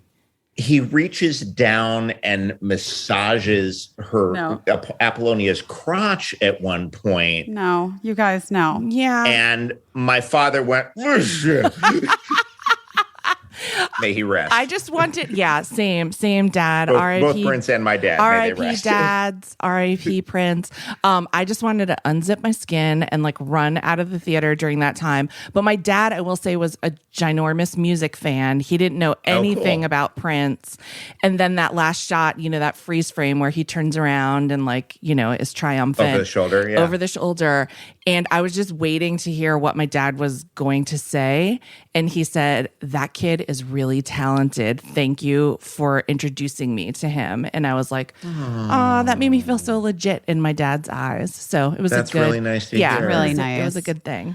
One of the realizations I had at my Hoffman Institute shit, guys, is that you sometimes have to just, even if you're not, be interested in the stuff your kids like.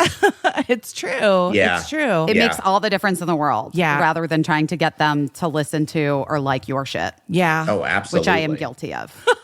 I feel really lucky because my husband was always really smart about even when I wasn't necessarily interested, he would always like basically that phrase that we see online a lot, don't yuck other people's yum, is to like never say like that I was bored by or didn't like something that our kids liked because it meant a lot to them. And that was really smart. I'm really glad he checked me on that like early on. My son is in a very, very intense anime phase right now. Oh, wow. Which is, and he has ADHD, and I don't toss the term around lightly. Right, He's been right. diagnosed after a series of clinical tests. Yes. And one of the symptoms is a hyperfixation, and he will go in deep on anime in a way that is astonishing. He'll list like 8 superpowers and then ask me to pick my favorite. And there's a lot going on here, but it's been good for me to kind of engage. And also some of it is kind of cool too. Yeah. There's some neat stuff in that genre. It's not all gold, but there's some cool shit going on there. So it's kind of fun when they get to that age where they can introduce you to stuff. Yeah. How old are your kids, John? They are 11 and 14. That's right. Our kids are very similar ages. Yeah. Yeah. Birdie's 13 and Cricket's 8. Yeah. Yeah. Oh, that's a bigger gap than I realized. I didn't realize they were 5 Yeah, apart. I don't know why I did that. It was because of Cougar Town. Honest, I actually think that's why. I think that's why. I think that is. Oh, why interesting. I did it. Yeah, I think I okay. was on Cougar Town and I just couldn't. And it was old days of network TV where you do 22 episodes a year, and I was like, well, when am I having another kid? Right, I'm not doing right. that. I didn't want to be. I get pregnant from my forehead to my baby toe. So, like, I didn't want to necessarily subject myself to like having to be fully pregnant on camera. I'm not like Julie Bowen hiding twins with a laundry basket. You know what I mean? Which, like, bless, like, I, love Julie, and God bless her, but that is a feat. But that's not. It ain't me. Or like, remember when Claire Danes was like fully 9 months pregnant in like the season finale of, what was that good show that she was on? Homeland. Yeah. And they were like, yeah, we just had to do a little CGI, just CGI out the bump. And I was like, I'm sorry, what? I gained 110 pounds with Bernie. I remember okay? Sarah Jessica Parker on Sex and the City having just like a slightly floofier dress on. Right. And there was one long shot where I was like, she's pregnant. But again, that was only 12 episodes a year or whatever. So they could work around that handsomely. So she like shot a little bit in her second trimester, but she's, this big. So I raised my pinky. It's hard though. Like, it is a weird thing that people don't really think about, like, that actors, it's so interesting. Mark and I literally had this conversation earlier today because he saw a famous actor in this neighborhood with a kid, with a baby, pushing a baby around. And he was like, I saw this guy with this baby. And I was like, weird, that guy has a baby?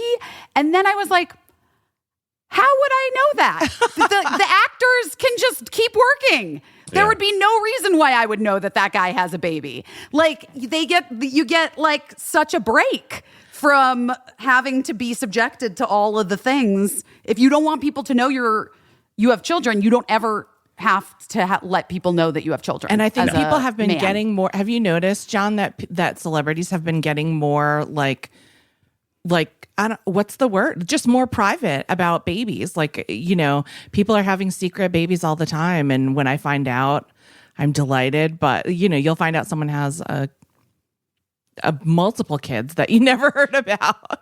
Well, I think it's a very sensible correction from the dawn of social media, where everyone was just an open book for a while there. And I think people are like, no, you know what? Maybe I keep my kids out of this for a little bit. And they just, they get to just be children and just do that.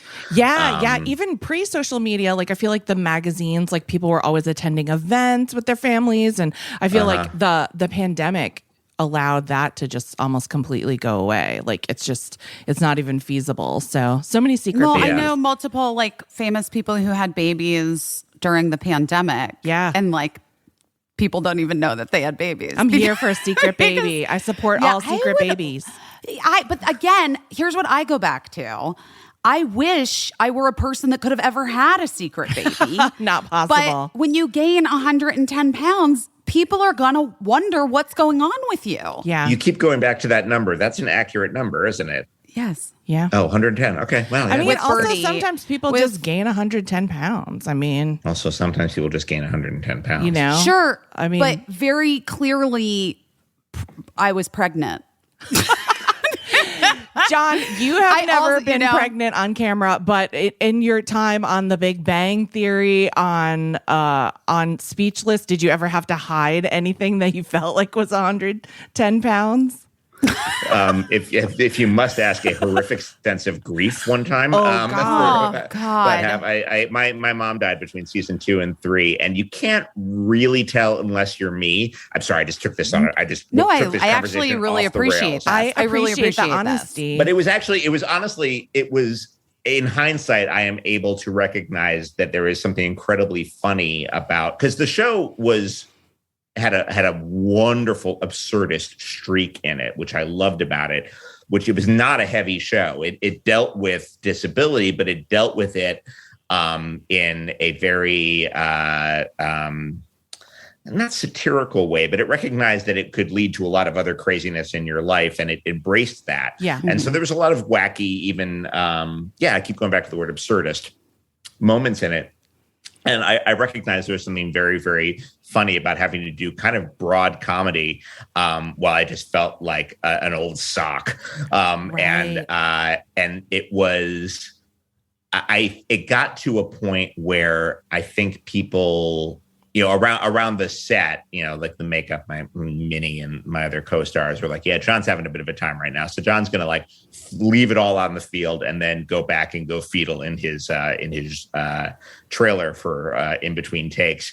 So I always like anytime anybody's hiding any sort of like health thing or dealing with any sort of health thing, I'm always fairly empathetic about it because it's hard. You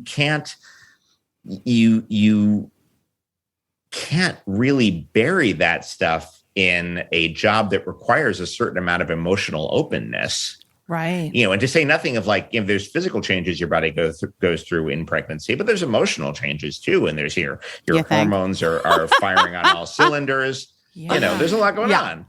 So I will not claim to be like, oh, pregnant on camera. I get it, but I life keeps going, and it's really hard. That's one of the things the IATSE strike is about, is just this sense of like people having to put their lives on hold to make the day. Yes. And how what an incredible cost that can incur. Well, the other thing that I think is interesting, and that it's weird for me, having lived in LA for 24 years and been so lucky to work mostly in Los Angeles for most of my career, but I am now on the East Coast and I feel very removed from the strike and from, just because it doesn't affect East Coast crews, unions. But I do feel like 2020 was such a reset for everybody in terms of priorities and in terms of like, what are we doing to ourselves? We're killing ourselves for what? What is this? For a half-hour CBS sitcom? Huh? Right. Like, I missed my brother's wedding because I had to prep. Right. I'm sorry. What? I just feel like that, the fact that we were forced to slow down, and then when things resumed, the business and their entertainment and lots of other people who I'm sure don't work in entertainment can agree with this. Everybody was like, okay, back to normal. Let's go. Let's do it. Let's go back to normal. And we've been changed, and our hearts and our minds are changed. And we actually think that we're humans deserving of value, well, I also time think and that I think that one thing that people might not know who don't work in entertainment is that like you have like your stars and then you have your working actors, which is like the subject kind of John's new podcast, Household Faces. Gorgeous segue. Thank you. But also then there's like just regular people. It's a regular job, like not that different than being like a carpenter on set. Isn't that different than being just a carpenter that works doing any carpentry?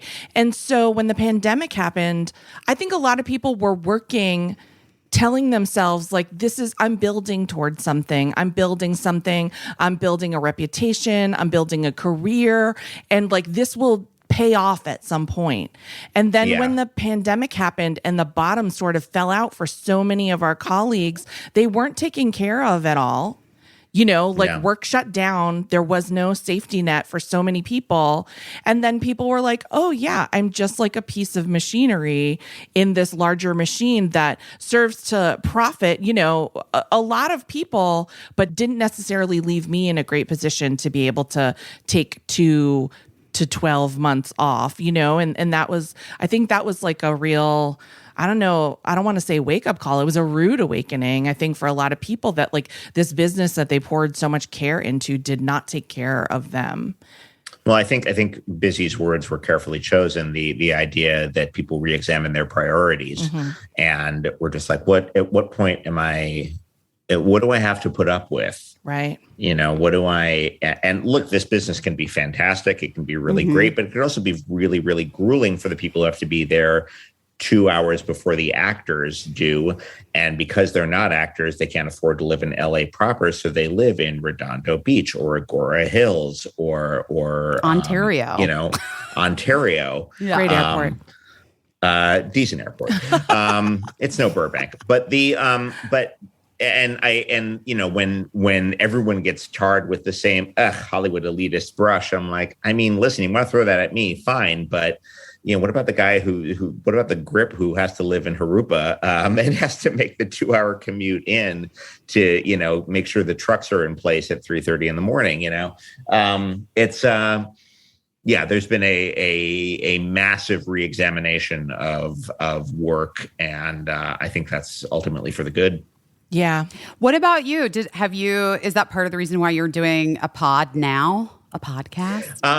There's a couple of different reasons why this pod at this moment, one of which is to kind of examine the lives of just working actors who have never become hugely famous and are still auditioning later in their years, or are what our British friends call jobbing actors, which I think is a great term. Right.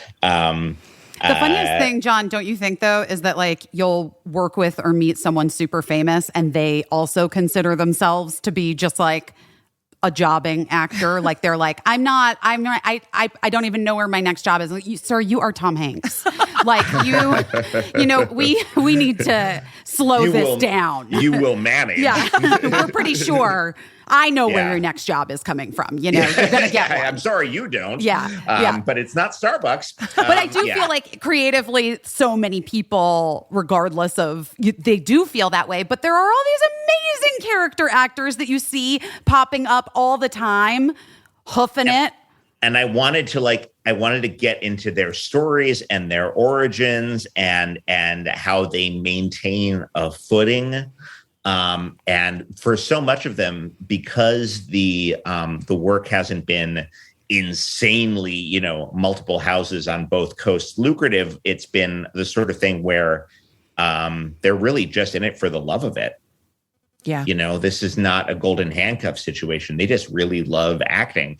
And then I've also always had this kind of weird skill where I'm good with those names. I'm good with those recognizing those people, figuring out where I know them from. And it felt, and our producer, Ben Blacker, who we both know, felt like it was time to use that superpower for the greater good. And it's kind of helped things along in terms of booking and interview prep. Well, so I'm curious. So, like, when you sort of conceptualized this, were you like, who I want to talk to first? I want to talk to this guy. I want to talk to this lady. Who? Okay, so give us some of them. The one that drops right now, and I'm not sure when this particular episode that we're having right now is going to drop, but the one that drops this week is John Carroll Lynch, who was on my short list from the very, very beginning. You'll know him as the guy who until recently looked like he might have been the killer in Zodiac. He plays John Wayne Gacy in American Horror Story, but he's also Norm Gunderson, Frances McDormand's husband in Fargo. Yes, and he's been kicking around for years. He's so good. He's so versatile without being a chameleon, if that makes any sense. Yeah. Mm-hmm. Like there's traces of John Carroll Lynch in everything he plays, but he still can play a very convincing, cuddly Midwestern husband and a very convincing Midwestern serial killer with the same grace and aplomb. So he's been on the list for a while. The sort of template we put down is it can't be anyone who's won an Oscar. Right. It can't be anyone who's been number one on a call sheet. Okay. And that's pretty much it. And then we're just trying to, diversify as much as we can from there. And it's led us to some really interesting places. But among the gets that we have not gotten yet, I am desperate to get Ann Dowd on. Amazing. I mean, Ann now though is like a legit star now. Okay. All right, fine. She is a legit star. I mean, like she's like nominated for the Emmys and Tonys and all the awards now. I love. She played my mom on Freaks and Geeks. I know she did. That's right. She did in that great episode that didn't air. You have to watch it on the DVD. On Kim Kelly Is My Friend, which is we watched it. We watched the series very early on in the pandemic with the kids, and they loved it. Yeah, mine wouldn't watch it with me. I tried, but that's all right. I get it. No, it's weird. I get it, though. but it's your own parents. I My know, parents, my kids were not the biggest Speechless fans. It's a different beast, Really? It's My kids, They- my kids love Speechless. If that makes you feel better. it Casey, does, and you that's know something that this. I don't begrudge them. Like, oh, that's I my do. dad. That's weird, but you do resent them. No, I'm deeply. kidding. No, I just like Birdie. Birdie loves Speechless, Brooklyn Nine-Nine, Community, and I was like, watch Cougar Town. You like Community? Cougar Town. I think you might really like it. Birdie's like, Mom, not a fucking chance. Like, not interested. But listen, all right. It's a different get it. beast. That there's that one scene I'd forgotten how scarring it is, where you get up in Neil's face really early on in the series. You know the part I'm talking about, right? Yes.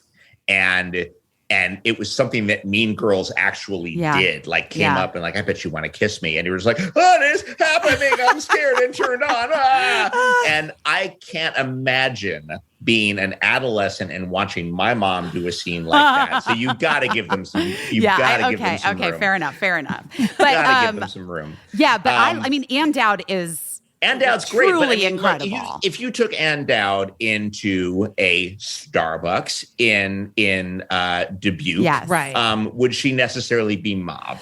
Right. But here's what's interesting, John. I just want to say from personal experience, there is something different about being a television actor. Like, Ann Dowd might get mobbed. You know who never does is my best friend, Michelle Williams. Anytime we go and she's been nominated for 5 fucking Oscars. Next one is the one, guys. Anyway, I feel no, if we're together, people will have a very intense reaction to me because they feel like they know you. If you're on television, they feel like, well, and I'm a little bit different, but like, I feel like TV actors, people really gravitate toward, and movie stars, they're just like stunned silent, or they kind of like don't recognize them. So this is a really good conversation, and we're going to keep it going. And I talk about this stuff all the time while defending my choices of who I'm going to have on the podcast. So you make a very, very cogent point about TV stardom versus film stardom. For a film, you go to a very special place that is outside of your home. The person on the screen is a couple of stories tall. Right. There is something ritualistic about you go in, you have to buy your ticket, you go to your seat, the lights come down, the person comes up, they're gigantic. TV stars come into your living room.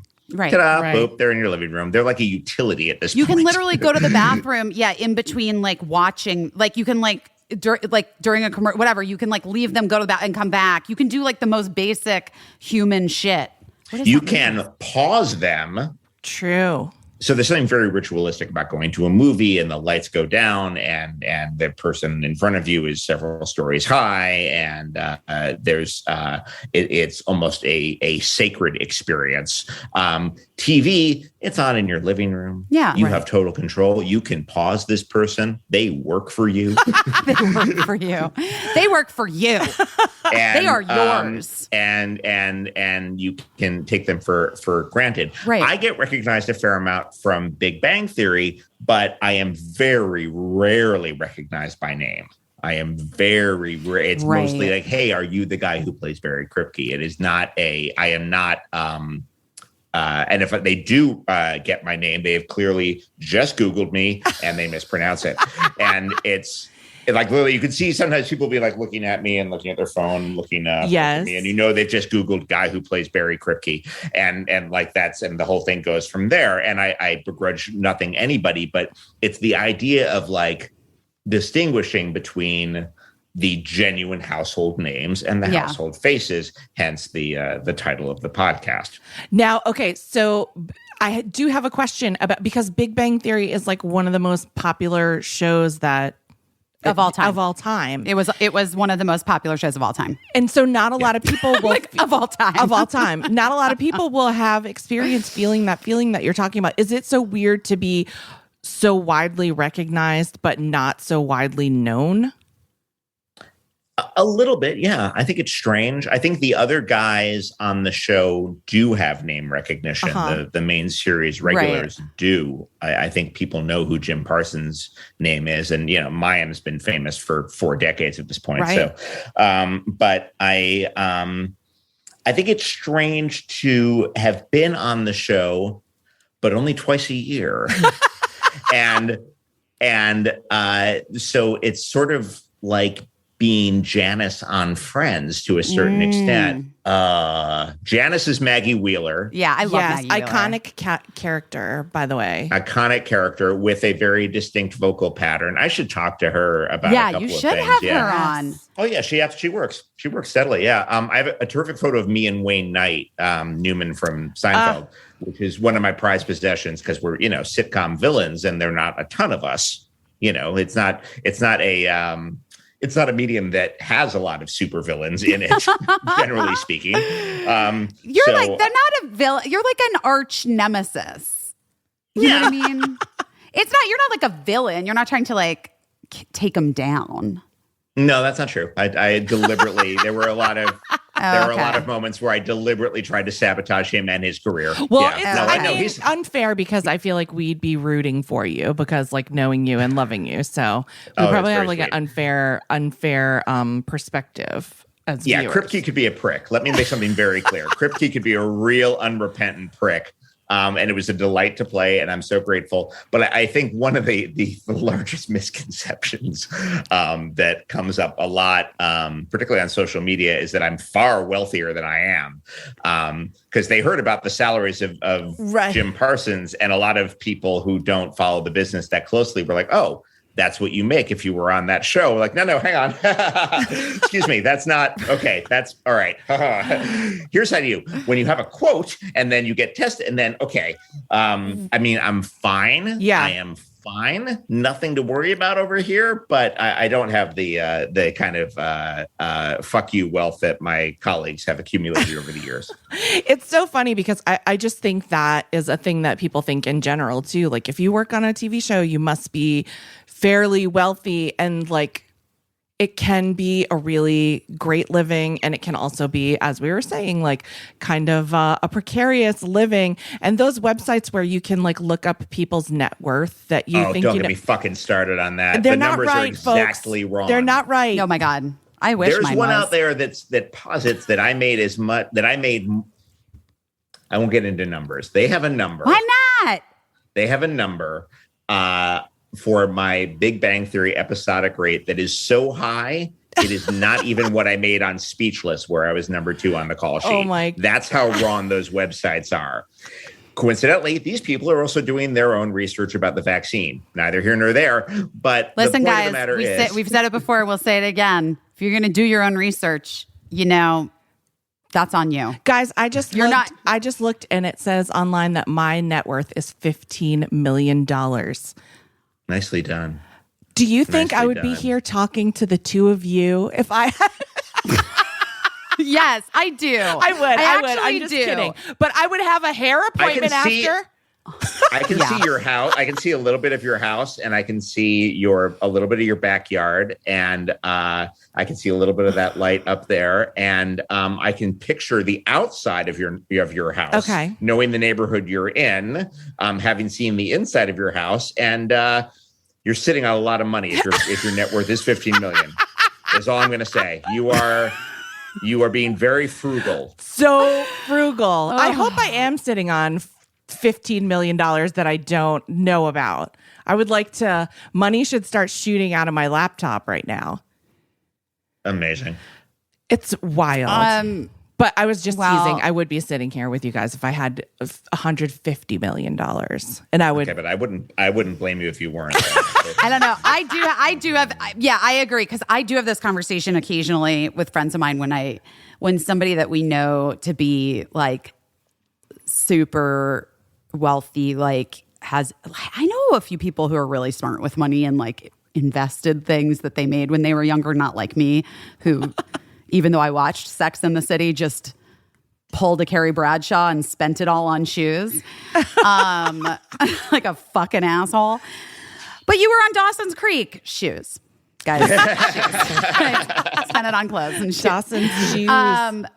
But anyway, the point being, I do have that feeling sometimes where I'm like, I would just stop. I would just do other things like that didn't require me putting myself out there so much. Like I'm always surprised when I see people who I know literally don't ever have to work again for money, like doing weird ass shit. And I'm like, to what end, guys? Yeah. But that speaks to like the character actor thing of like, I mean, if it's for the love of it, I'm into that.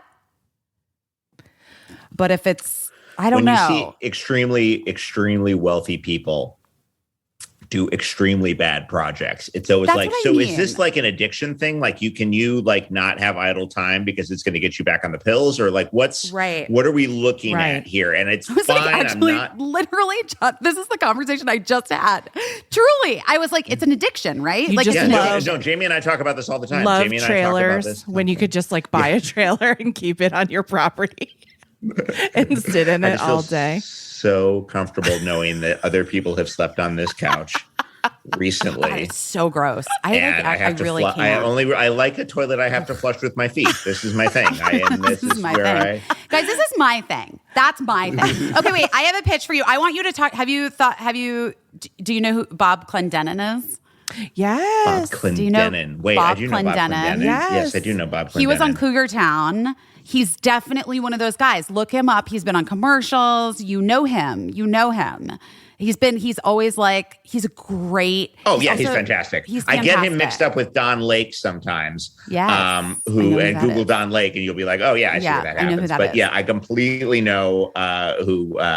He's exactly who we're looking for. He is exactly who we're looking for. Hook us up.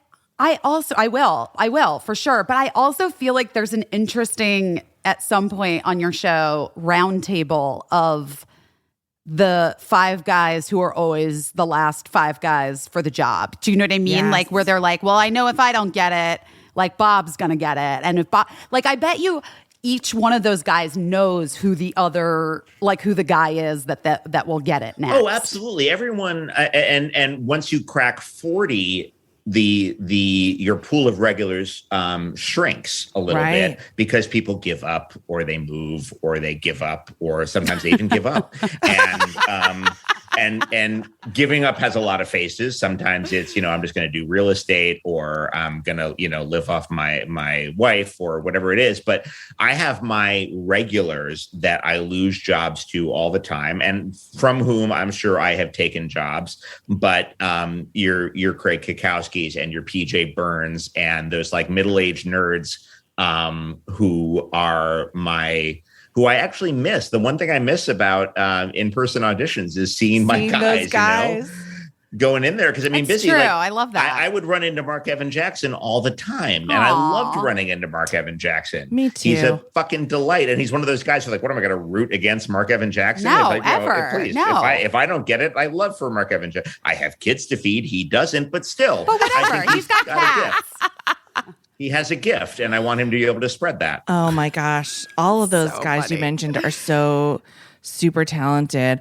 I vote for another Freaks and Geeks if we're voting for people's future guests. Absolutely. I take submissions all the time. Becky Ann Baker. Becky Ann Baker. Oh, I love knew you were Becky gonna Ann say Baker. it. Oh my God. I want to actually, that would be a fun couples episode. Her and Dylan would be a phenomenal episode. We might try to get that together for, we're thinking of doing a Valentine's Day episode or series of them for February where we just do famous couples, and Dylan and Becky Ann Baker would be such Amazing. a windfall.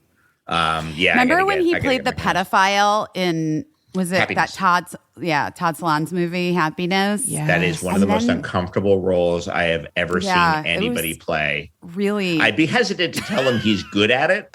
Right. Well, yes. That was. You know what you just nailed, buddy? You know what you absolutely nailed to the wall? Like you got into that guy's skin. Interview's over. so gross. He's such an interesting gross. guy, though. He really is. Yeah, he's a really interesting guy.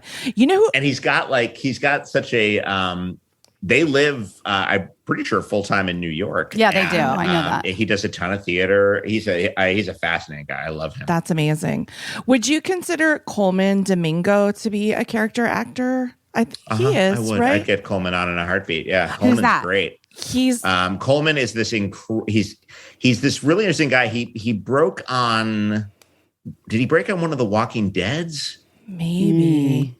That's then a he went show that on- I never watched, but I Right. know that if you did watch it, you were like fucking obsessed with it. Well, here's the thing about Walking Dead is that The Walking Dead has some amazing actors doing amazing work, but it's a genre show and it's about Right. zombies. So the Emmys ignore it every year. But Melissa McBride, who plays Carol on that show, year after year is doing some of the best work on television, and the Academy ignores it Right. because zombies. Because it's a And it's genre. really maddening. And I don't know how American Horror Story gets around that loophole, Sarah but Paulson, there's this strange I think. snobbery surrounding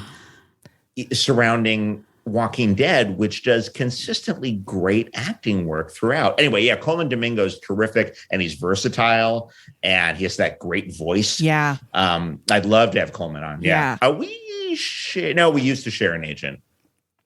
Well, I I'll love read that this. sometime. I just like, I do think this is such a, You guys are, by the way, going to, for the next couple of days, you're going to have her names popping into your Oh head. my just gosh. email them to me. Oh my gosh. I can already tell that like this will be my husband's jam.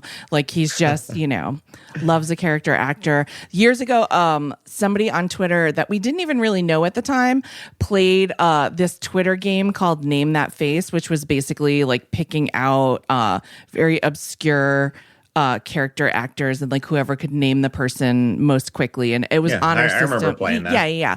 And my I'm off Twitter now, but I remember playing that and quitting myself ably. yeah, of course. Yeah, my husband was like, "I'm the Name That Face champion." Like, how many rounds running? I don't know, but he's gonna love this podcast so much. There's a terrific actor who actually lived on my block when I was growing up in the West 40s in Manhattan, named Robert Joy, who's a Canadian guy who was doing a bunch of theater, and he was in he works all the time, but his biggest credit is he's Madonna's boyfriend in Desperately Seeking Susan. oh my God, amazing. And years later, I ran into him at an audition. We were going out for 2 different roles on Veep, and he was like, "I got to say, I love you on Big Bang Theory." And I was like, "I love you in everything, and I'm about to blow your fucking mind, buddy. Did you live at?" And I listed his address, and he felt really. I freaked him out a little bit. You're like, it was actually, in retrospect, too far. I went too far. I absolutely crossed the line. But I was like, I remember you had just booked Ragtime and you moved on to the block. And he's like, "Okay, my thanks, God, buddy. that's- This is great. I'm going to go my walk away gosh. now. I'm going to beat traffic." You were like, I was a kid who wanted to be in the business. But he was one of the first guys I looked at where like, oh, okay, so here's an actor who's not hugely famous and he's walking down the street unbothered by the people, but he's clearly working all the time. Right. And he's doing his thing. And it was really inspiring to me. And I got to tell him that, which was fun. But he would do Shakespeare in the Park. I think he was, for a while, he was on one of the CSIs as like the older lab nerd or whatever. And those gigs are, like the guy who comes in 2 days a week and goes, "Oh, we got a match on the Prince," and then goes and plays golf. Oh And, my God. that's his life. That's incredible. When I first Sheer moved bliss. to Brooklyn, we lived in Park Slope before it was like fancy Park Slope. It was like the Wild West still kind of. But my whole Yeah, sure. Wait, hang on. What avenue? 12th between 7th and 8th. It's still the Wild West. Yeah, Okay, go ahead. But my Yeah, whole okay. neighborhood was just like an episode of Law and Order was happening or all around. I'd be like, I saw Catherine, I saw Totally. Catherine Irby, I saw several Turturros, I saw Several Turturros.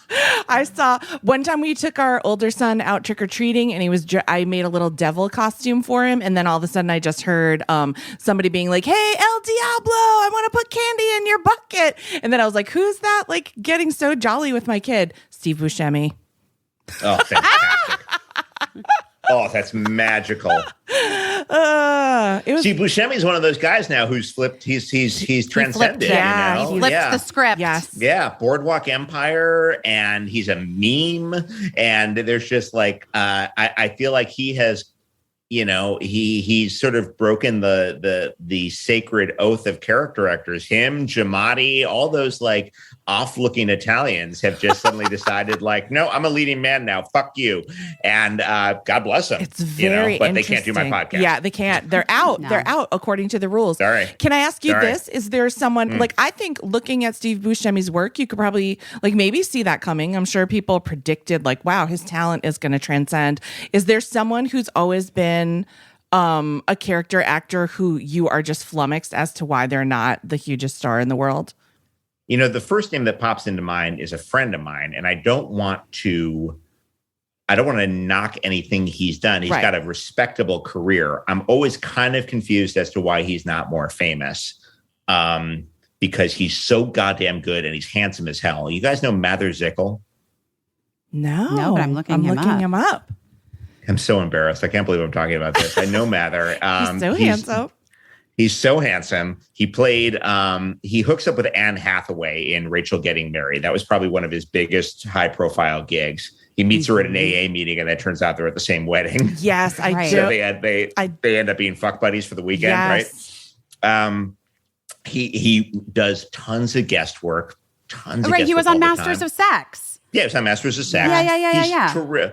I'm always baffled as to why, like, Mather Zickel, and maybe it's just the weird name, but Mather should be hugely fucking famous. Interesting. But there's no, I don't know. It's not a meritocracy, and I don't mean that in a bad way. Right. It's just it's not, casting is an inexact science, and people are off doing their own things, and some people are right place, right time, and they blow up, and some people don't at all, and some people like Mather have perfectly respectable careers and own houses and are doing okay. Yeah, just keep working at it.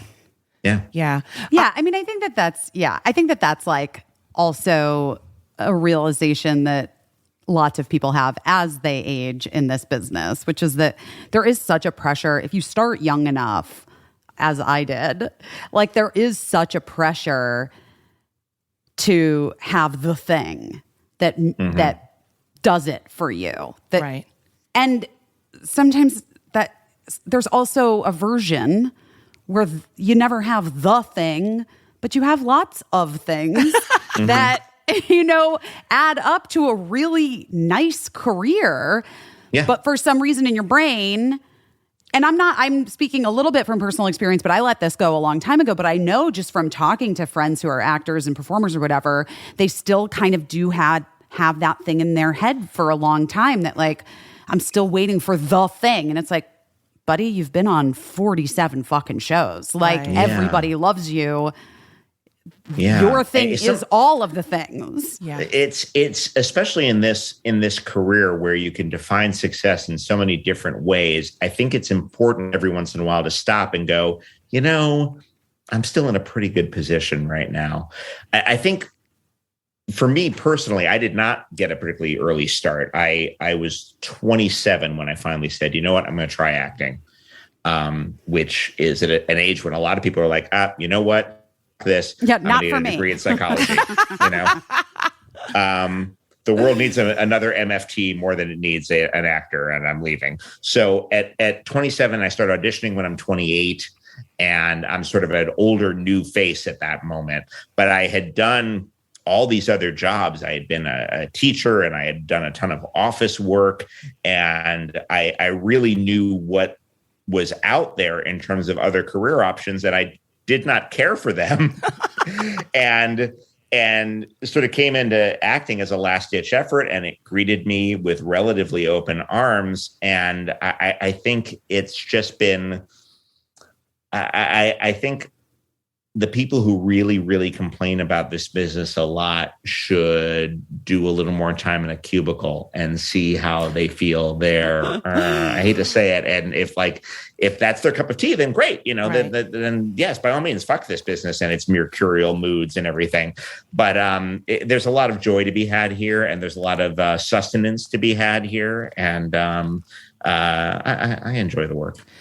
Yeah. And so Well, as I say, we always talk about pivots on the podcast. Was that your biggest pivot in life, that like deciding that you were going to finally try to become an actor? Was it something you were kicking around, or is there a bigger pivot? No, that's probably the biggest one. The biggest one was being a marketing copywriter for a consulting firm and taking an improv class on a dare, and going into my level 1 at UCB in the spring of 1998 and being beyond terrified and getting up and doing a scene and getting some laughs and sitting down after the scene. And if we're going to do the cheesy biography movie of me, which we absolutely should not, but if we were to do so, the moment would be there's a woman in front of me. Her name is Celia Bresack. She turns over her shoulder and goes, "Oh, so you're an actor?" And I said, no, and music cue, push in. That was probably the second, not even the moment, but the second where I was like, I mean, I've just been mistaken for something I'm secretly deep down want to be. Maybe I should give it a shot. And the thing that was keeping me from trying this earlier or committing to this earlier was growing up in New York and seeing so many people struggle with the business. Mm-hmm. And, it's not like you when you grow up in it's not like growing up in LA where you see a lot of people who are making a living out of it because it's such a company town.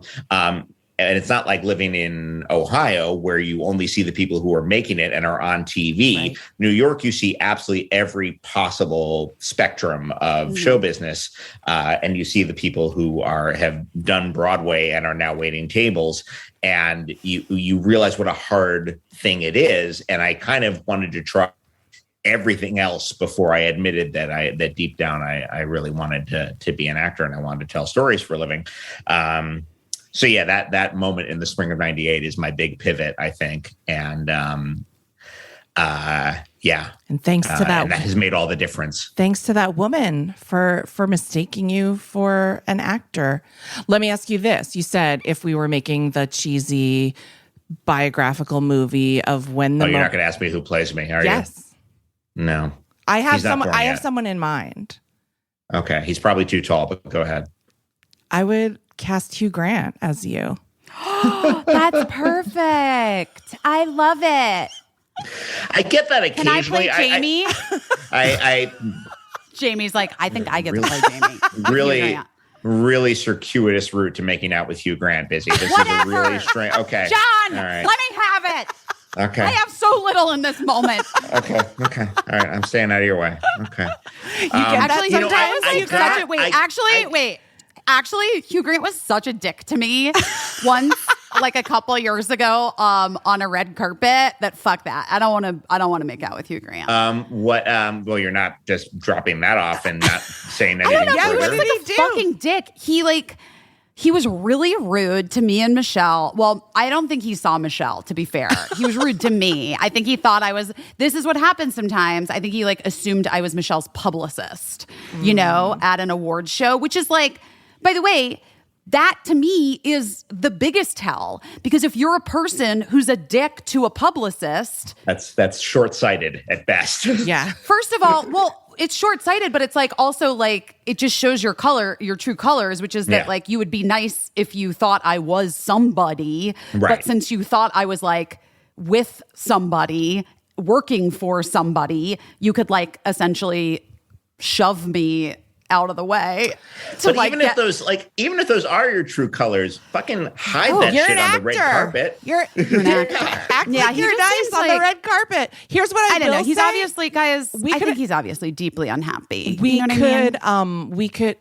should ask Hugh Grant, because I think, in fairness, he's a dick to everyone. That's my impression. Okay. I think he's notoriously prickly, and even his friends are like, Hugh Grant is such a dick. That's what I feel like. Why when around the turn of the century, when I was doing, we would do little bits on Conan O'Brien, on Late Night with Conan O'Brien, when he was still in New York at 30 Rock, and you would get these phone calls, be like, "Hey, we need you to do a quick 3 lines in a crazy desk bit they're doing on the show," and a lot of us paid our utilities or paid our rent with these little morsels from the NBC gods. But we did a bit one time where we were all in ape costumes, and it was, it's a bananas lineup. If you took the ape costumes off, it's me, it's Paul Scheer, it's Rob Hubel, I think Rob Riggle was one of the apes, but we're all just there doing some extra work. Hugh Grant was the guest. This is late 99, early 2000. Almost peak. I passed by Hugh Grant's room. And Hugh Grant's dressing room is empty, and there's a whole tray of deli that's sitting there untouched. Did you go back and grab his deli tray? No, I didn't. Because I was like, it's absolutely my luck that I go in, I have a fistful of salami, and he walks in. I mean, that's exactly how it's going to go down. Obviously, way pre-COVID. I just feel like you guys one of you should have gone back and grabbed it for all of you. Oh, you were 100% right. But, Monday morning quarterbacking and such. I get it. I get it. Oh my We've talked about this before on the show, but Casey and I always appreciated when a person would come on as a guest on Busy Tonight, and then we would go in after and all the snacks would be cleared out. because I always knew that it was like they were either like a parent. Yes. You know what I mean? I've done it before at talk shows. I have like fully been like, I didn't do my snack shopping for school this week. And guess what? Those lunches aren't going to pack themselves. They're not going to, the snacks are not packing themselves. And this entire thing is going in my bag. It means one of two things. It means one, they have kids, or two, they understand the rarefied air they're in and they're entirely cognizant of how it could be taken away at any moment. Yes. So grab that smart food. You never know. Just get it. Have a free snack, guys. Don't say no to a free meal. Come on. What's the harm? Is that a Nutri-Grain bar? That's great. That's for me. Fantastic. I'm going to take that for later. Yeah. Well, I'm very excited to listen to and enjoy and learn some things about, because I am a person, I love a character actor. I love a person who pops up and I'm like, oh my God, wait, that's the guy from, what is that guy from? That guy is from, what is it from? That's what the show is for. I know. So I'm really excited. It's called Household Faces with John Ross Bowie. Not Bowie. Not Bowie, guys. I appreciate that, guys. We know this. How is everything else good? Are you good? Is everything, what's happening? Anything else? Jamie's working on Grey's Anatomy.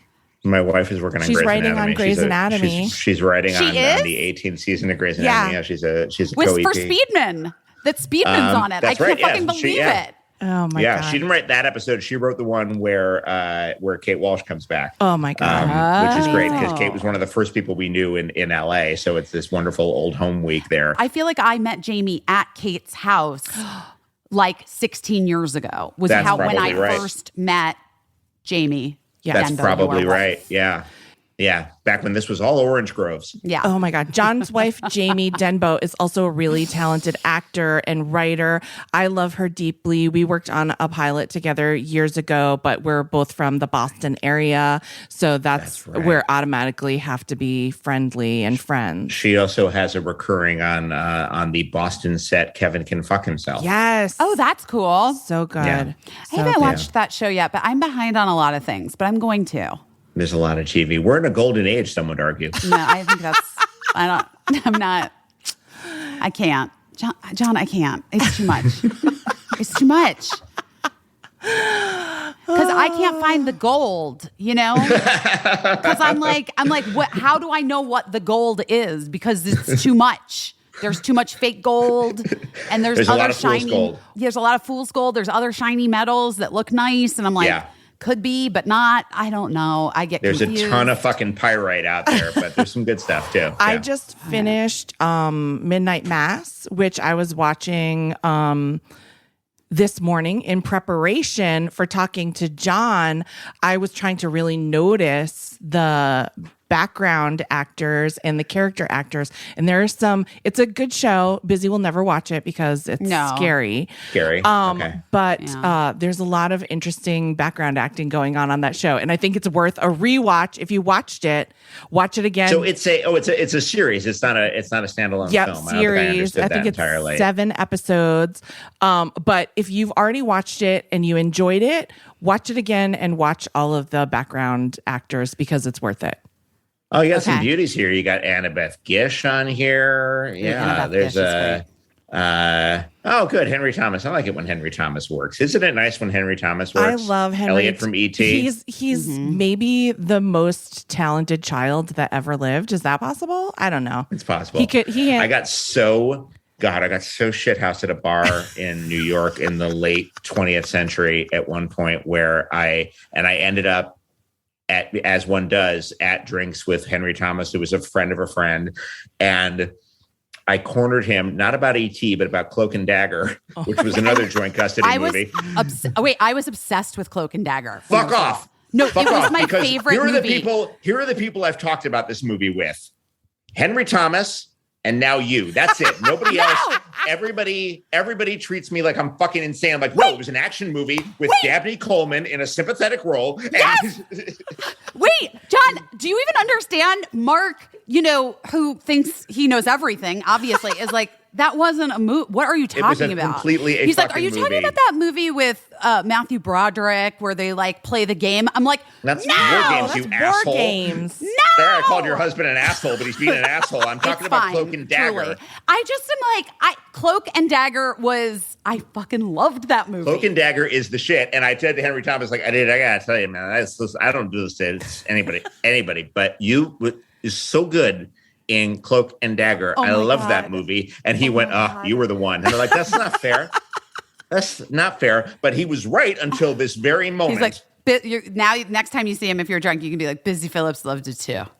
And he'll be like, who's that? And you'll be like, that girl from she was on Cougar Town. She was on She was on Cougar Town. Come on. She was on Freaks and Geeks. No, you're thinking of Linda Cardellini. No, come on. I'm telling you.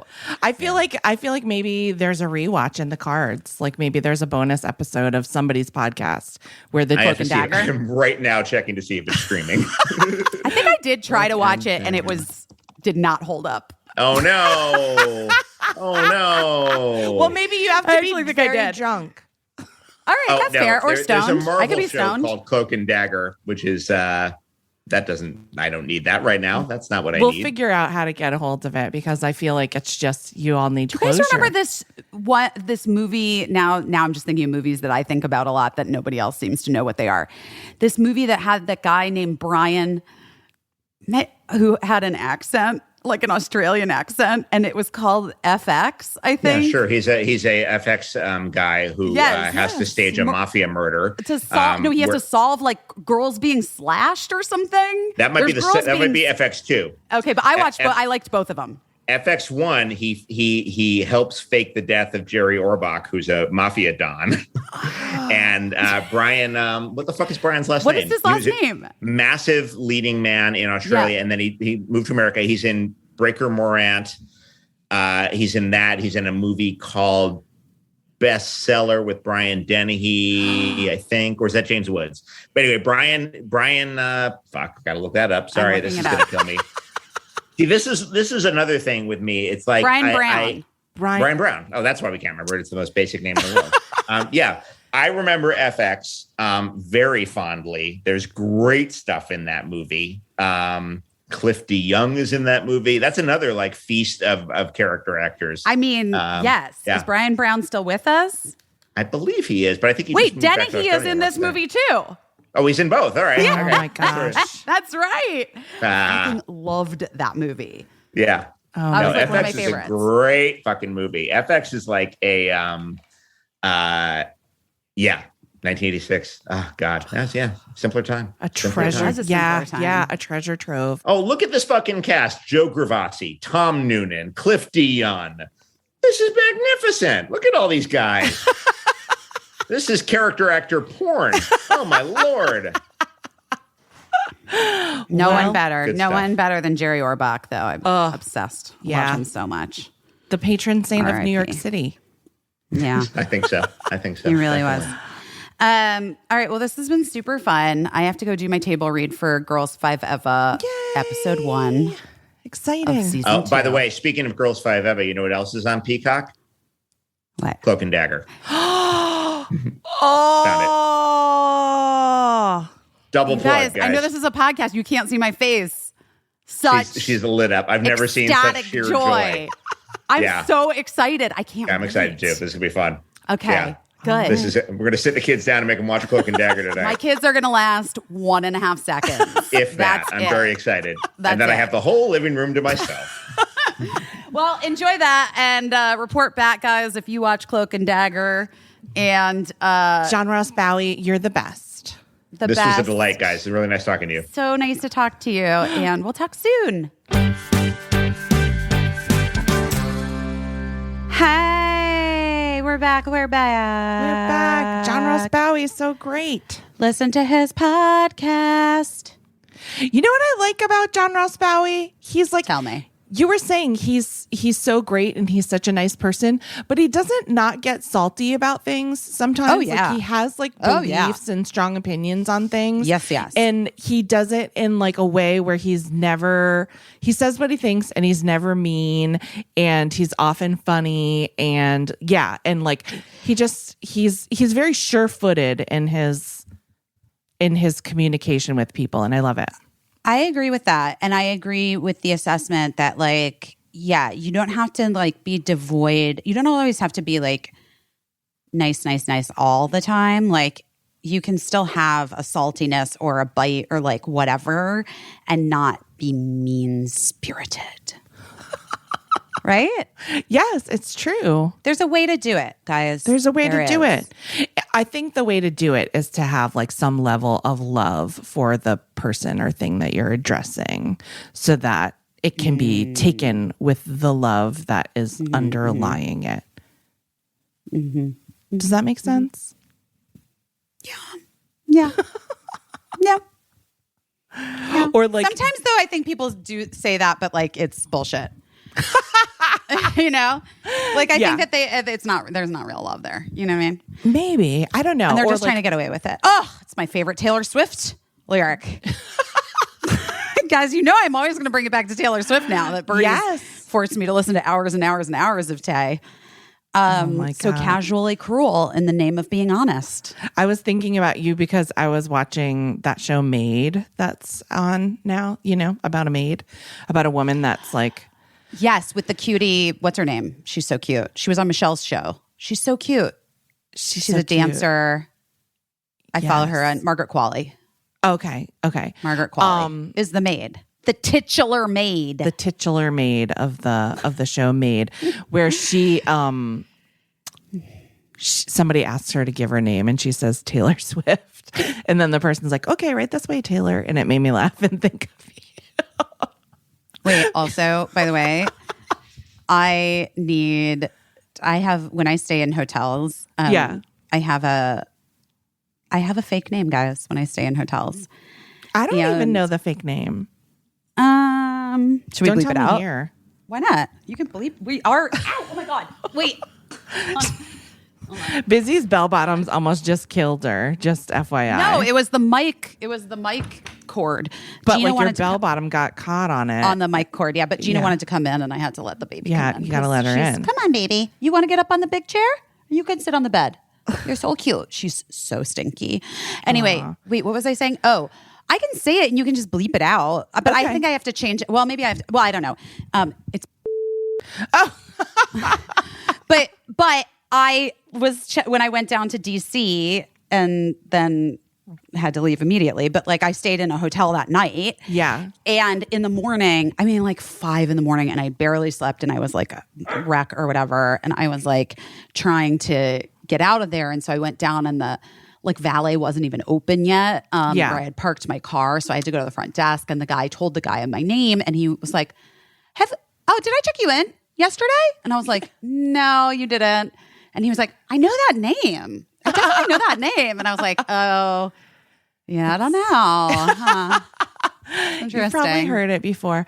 That's so funny. Yeah, like when you choose like a lot of times you choose, like guys, just so you know, a lot of times famous people, I mean, I'm like not calling it, whatever. It's fine. If you want to use a pseudonym at a hotel, you use like another name of someone just because it's easier to remember. Yes. But then maybe Yes. it's easier to figure out. I feel like when I worked for Dave, he sometimes used alternate names to stay in hotels, but I always felt like they weren't based on, wanting any type of like security.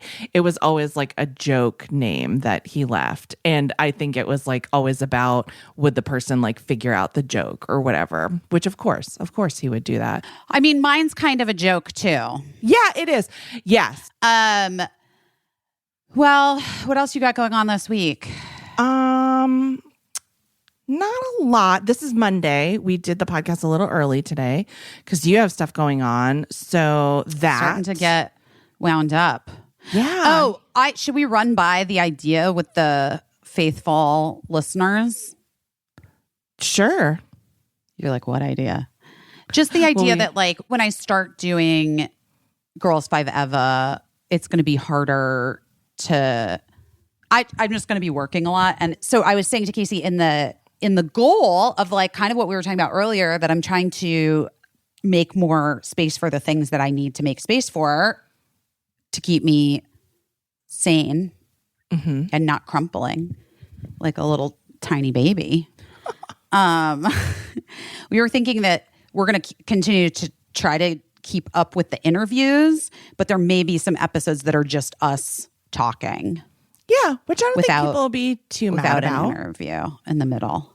I think We're gonna our friend Ryan O'Connell will like it because he said he skips the interviews when he was on the show.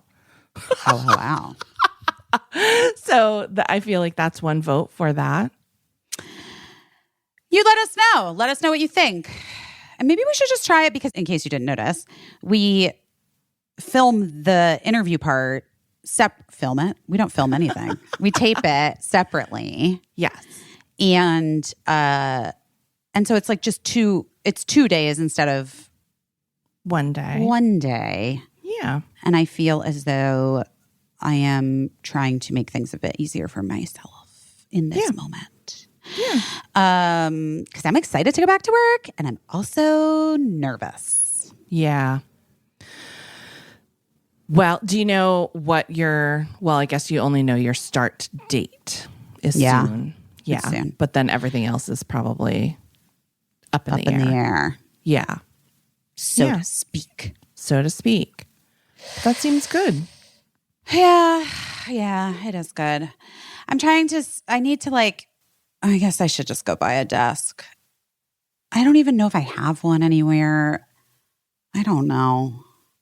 Here's the thing. We can't, it's like, okay, because of the kind of like storage that we paid for, it's like too expensive. No, yeah, because it's like, at it. It's like deep storage. Okay. It's not like just like a regular storage unit. Yeah. You know what I mean? Like where you could just go and get something out of it. Like the people were like profesh movers, storers. Yeah.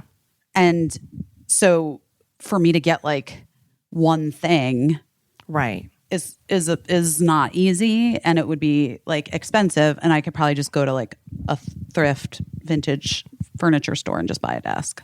Yeah. And then if I didn't need it, I don't know, I could put it into storage. I'd say don't put it in storage. Later, like when we move and we get the other stuff back. Like if I could give it away. You could give it away. You'll have to teach me how to do a free thing. Or whatever that is. Yeah, because I don't know. Yeah. I'm a post things on free things. Whatever that site is you called. don't have to do there's lots of things where you can post free things for people to I love that. Come and get, and it'll be it's very rewarding. It's just a little bit of like organizing, you know. Gina wants you to go. She really does. Well, guys, I am gonna go because I've had a long few days. Again, always. They're always long. I love you, and Gina, stop barking at me. And my Poshmark sale, I think, goes up this week. Oh, exciting. Yeah, so if you guys are interested in some of my clothes, there you go. They'll be there. And we love you, and we'll talk to you so soon. Book club, when are we doing it? We have do to Halloween? pick a date. Let's do it. We need should a we date do like when you're free. Wait. Should we do what day of the week is good for people? I think people, for the most part, it's mostly what's good for you. Right, but like a Sunday night or a Monday? Yeah, that should be fine. Well, we don't want to do Halloween. No. Right? Let's not do Halloween. That's a Sunday. And then, wait, why don't we do daylight savings time is the 7th. So that's so confusing. I feel like that'll be Don't confusing. do it then. Why don't we do it the 14th of November? Great. Put it in your calendar. Book club, Zoom, or whatever it is. Yeah. Live book club. Yes. Live book club. And then we'll, at like like a reasonable hour. Well, I'm on the East Coast. You're on the West Coast. What's a reasonable hour for that?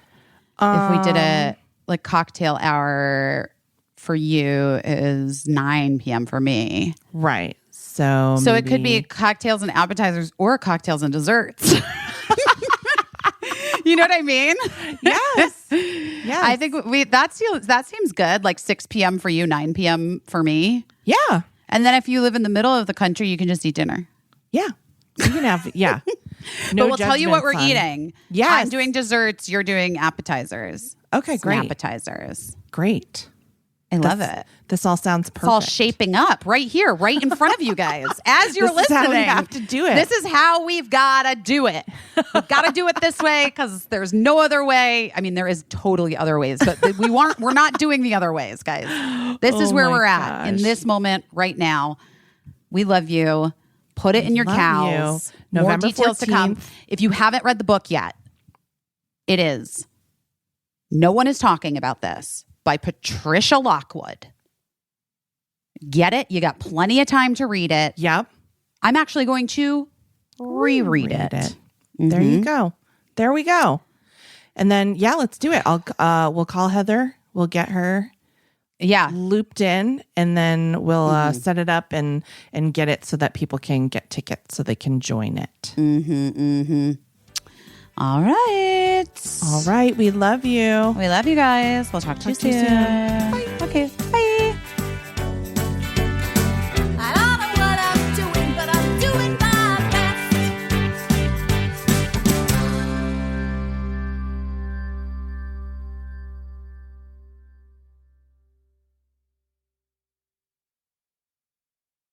Oh, no.